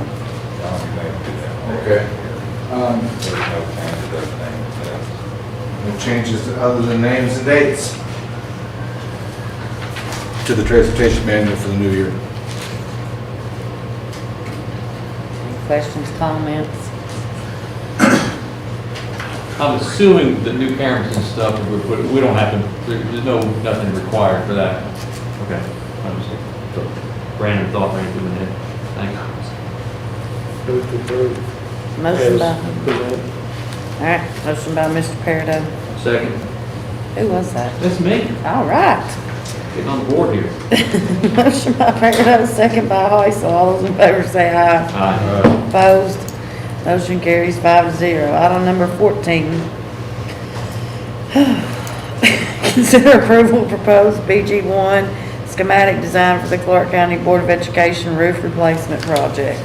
Okay, this is specific to the proposal to replace the roof on the central office building here. Board directed me in the recent past to kind of play the field out there and get some quotes to see generally how much we would expect a new roof for this facility to cost. We did that. We came back to you with some differing proposals that were pretty variant. In consultation with architects and KDE, it was obvious that we had to bid this project out because the companies that have done roofs for us in the past in our district were on the state bid list for a specific type of roof, but not another specific type of roof. So in order to consider the roofs that we're looking at for on this building, we needed to bid that out. The first process in bidding that out is to create a BG1 and get working with an architect to create a schematic design so that we can actually put this out to bid to get some general idea of contractors out there that would be interested in putting either a foam product or a TPO product on the building. Bring those estimates back, those quote estimates back from those vendors to the board and ask you to consider those bids. So this would be the first step in getting KDE to sign off and approve for us to take this project to bid, to get some general idea of what these products would cost for this building. Related to the schematic design, when we did the proposals in the past, we had a local company bid the roof for a certain price, and another company that's on the state bid list bid the price, and there was a substantial difference between the two because the local business did not use an architect to draw up a schematic design as is required by KDE. So we contacted a local architect's office and asked them generally what their fee would be to do the work required for the architectural services so that we could kind of bring the bids, comparing apples to apples, so to speak, so that we don't have one firm that's using their own architect making a price, another firm that doesn't have an architect. We want to make sure that those architectural fees for the schematics of it and the drawings of it and the construction management of it, construction administration of it are equal. So we've asked you to consider hiring Ross Tarrant, that'd be in the next item, to be the architectural firm that would conduct the schematic design so that, and help us prepare the verbiage to put it out to bid. Tell what the $21,000 is for? That's typically the percentage of the project that would be required by any architect. Yeah, that's correct. $21,750, I think it was. And where is that money coming from? The proposal is for it to come from the construction contingency. The two nickels that Alicia was referencing in the past that would go into a construction fund that you can only use for building construction.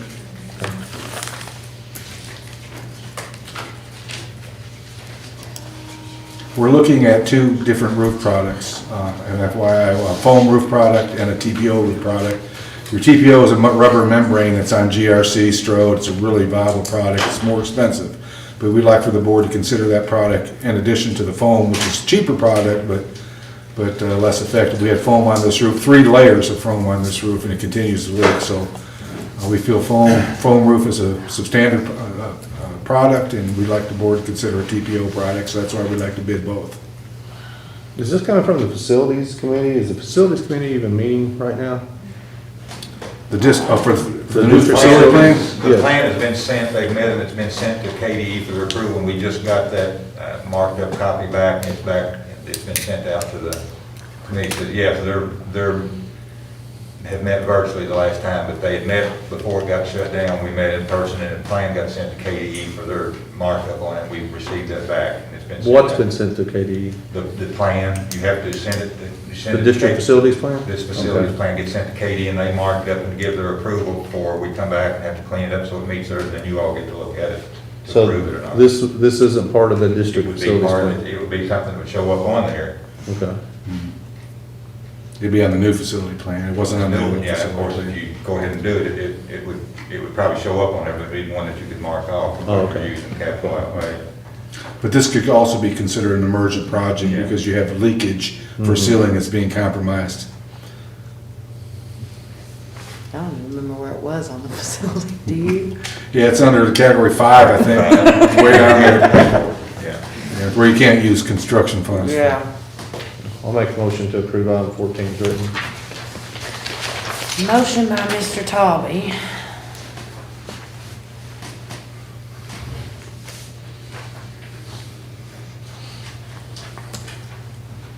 Have a second.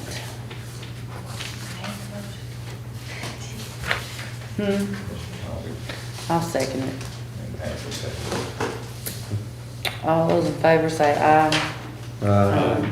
Opposed? Motion carries 5-0.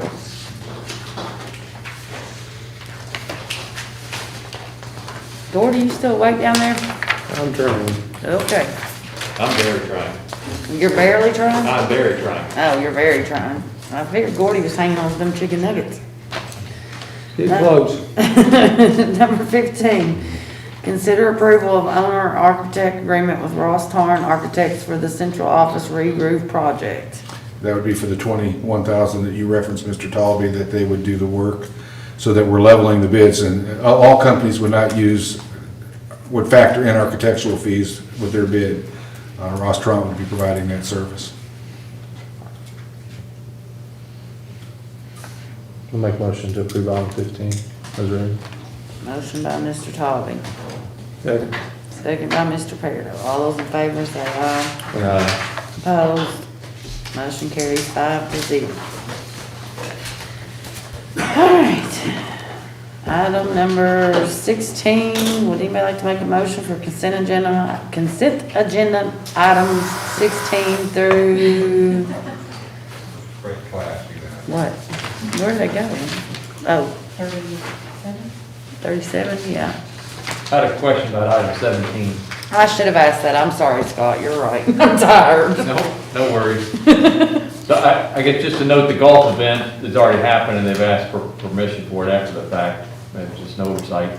The brick sales, where would these bricks go? They're still looking at the places to be. There's been discussion about somewhere outside, maybe trying to pave a sidewalk alongside the road, call it the Cardinal Walk from the school building proper over there. And they're looking at also the possibilities of inside and some of the green space where they're doing another shape and doing something in the center inside there, where it's in the green space inside.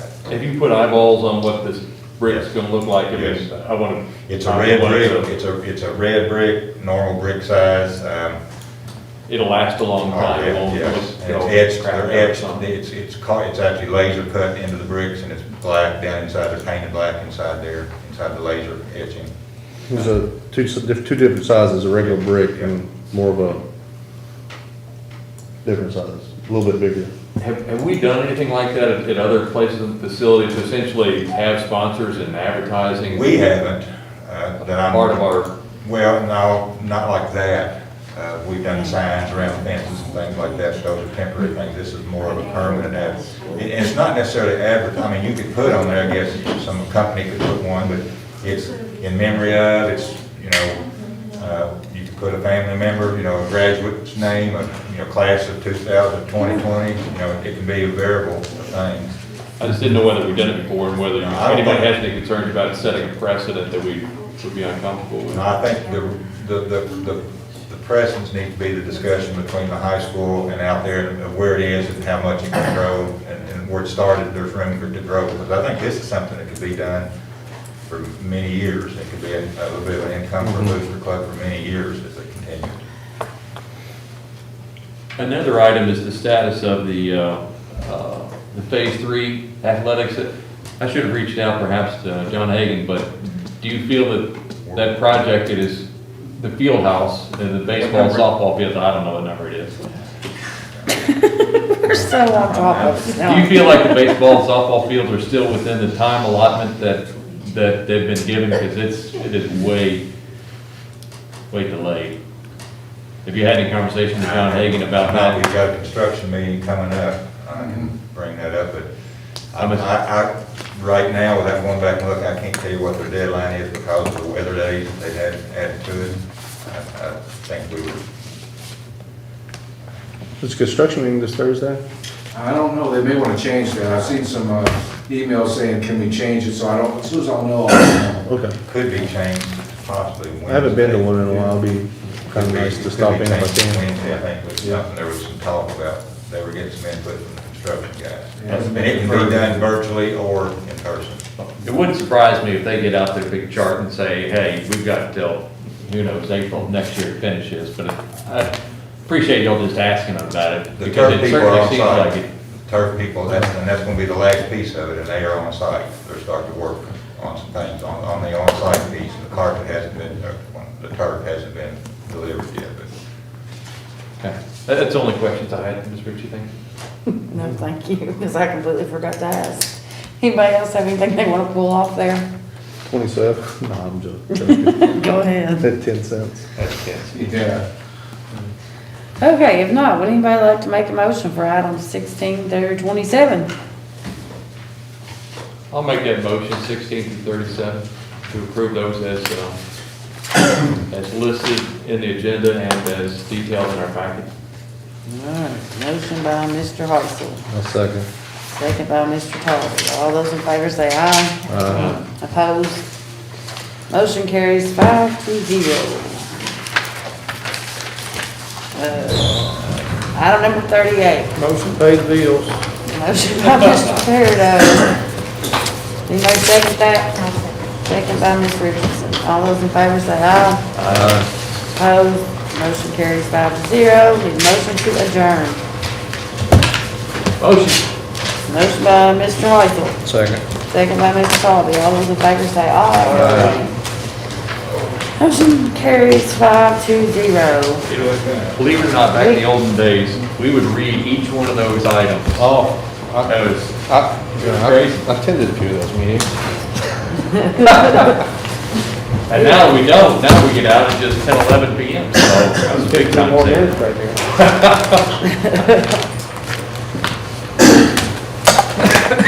You fell for it, you kept on doing this, kind of. Yeah, I know. So they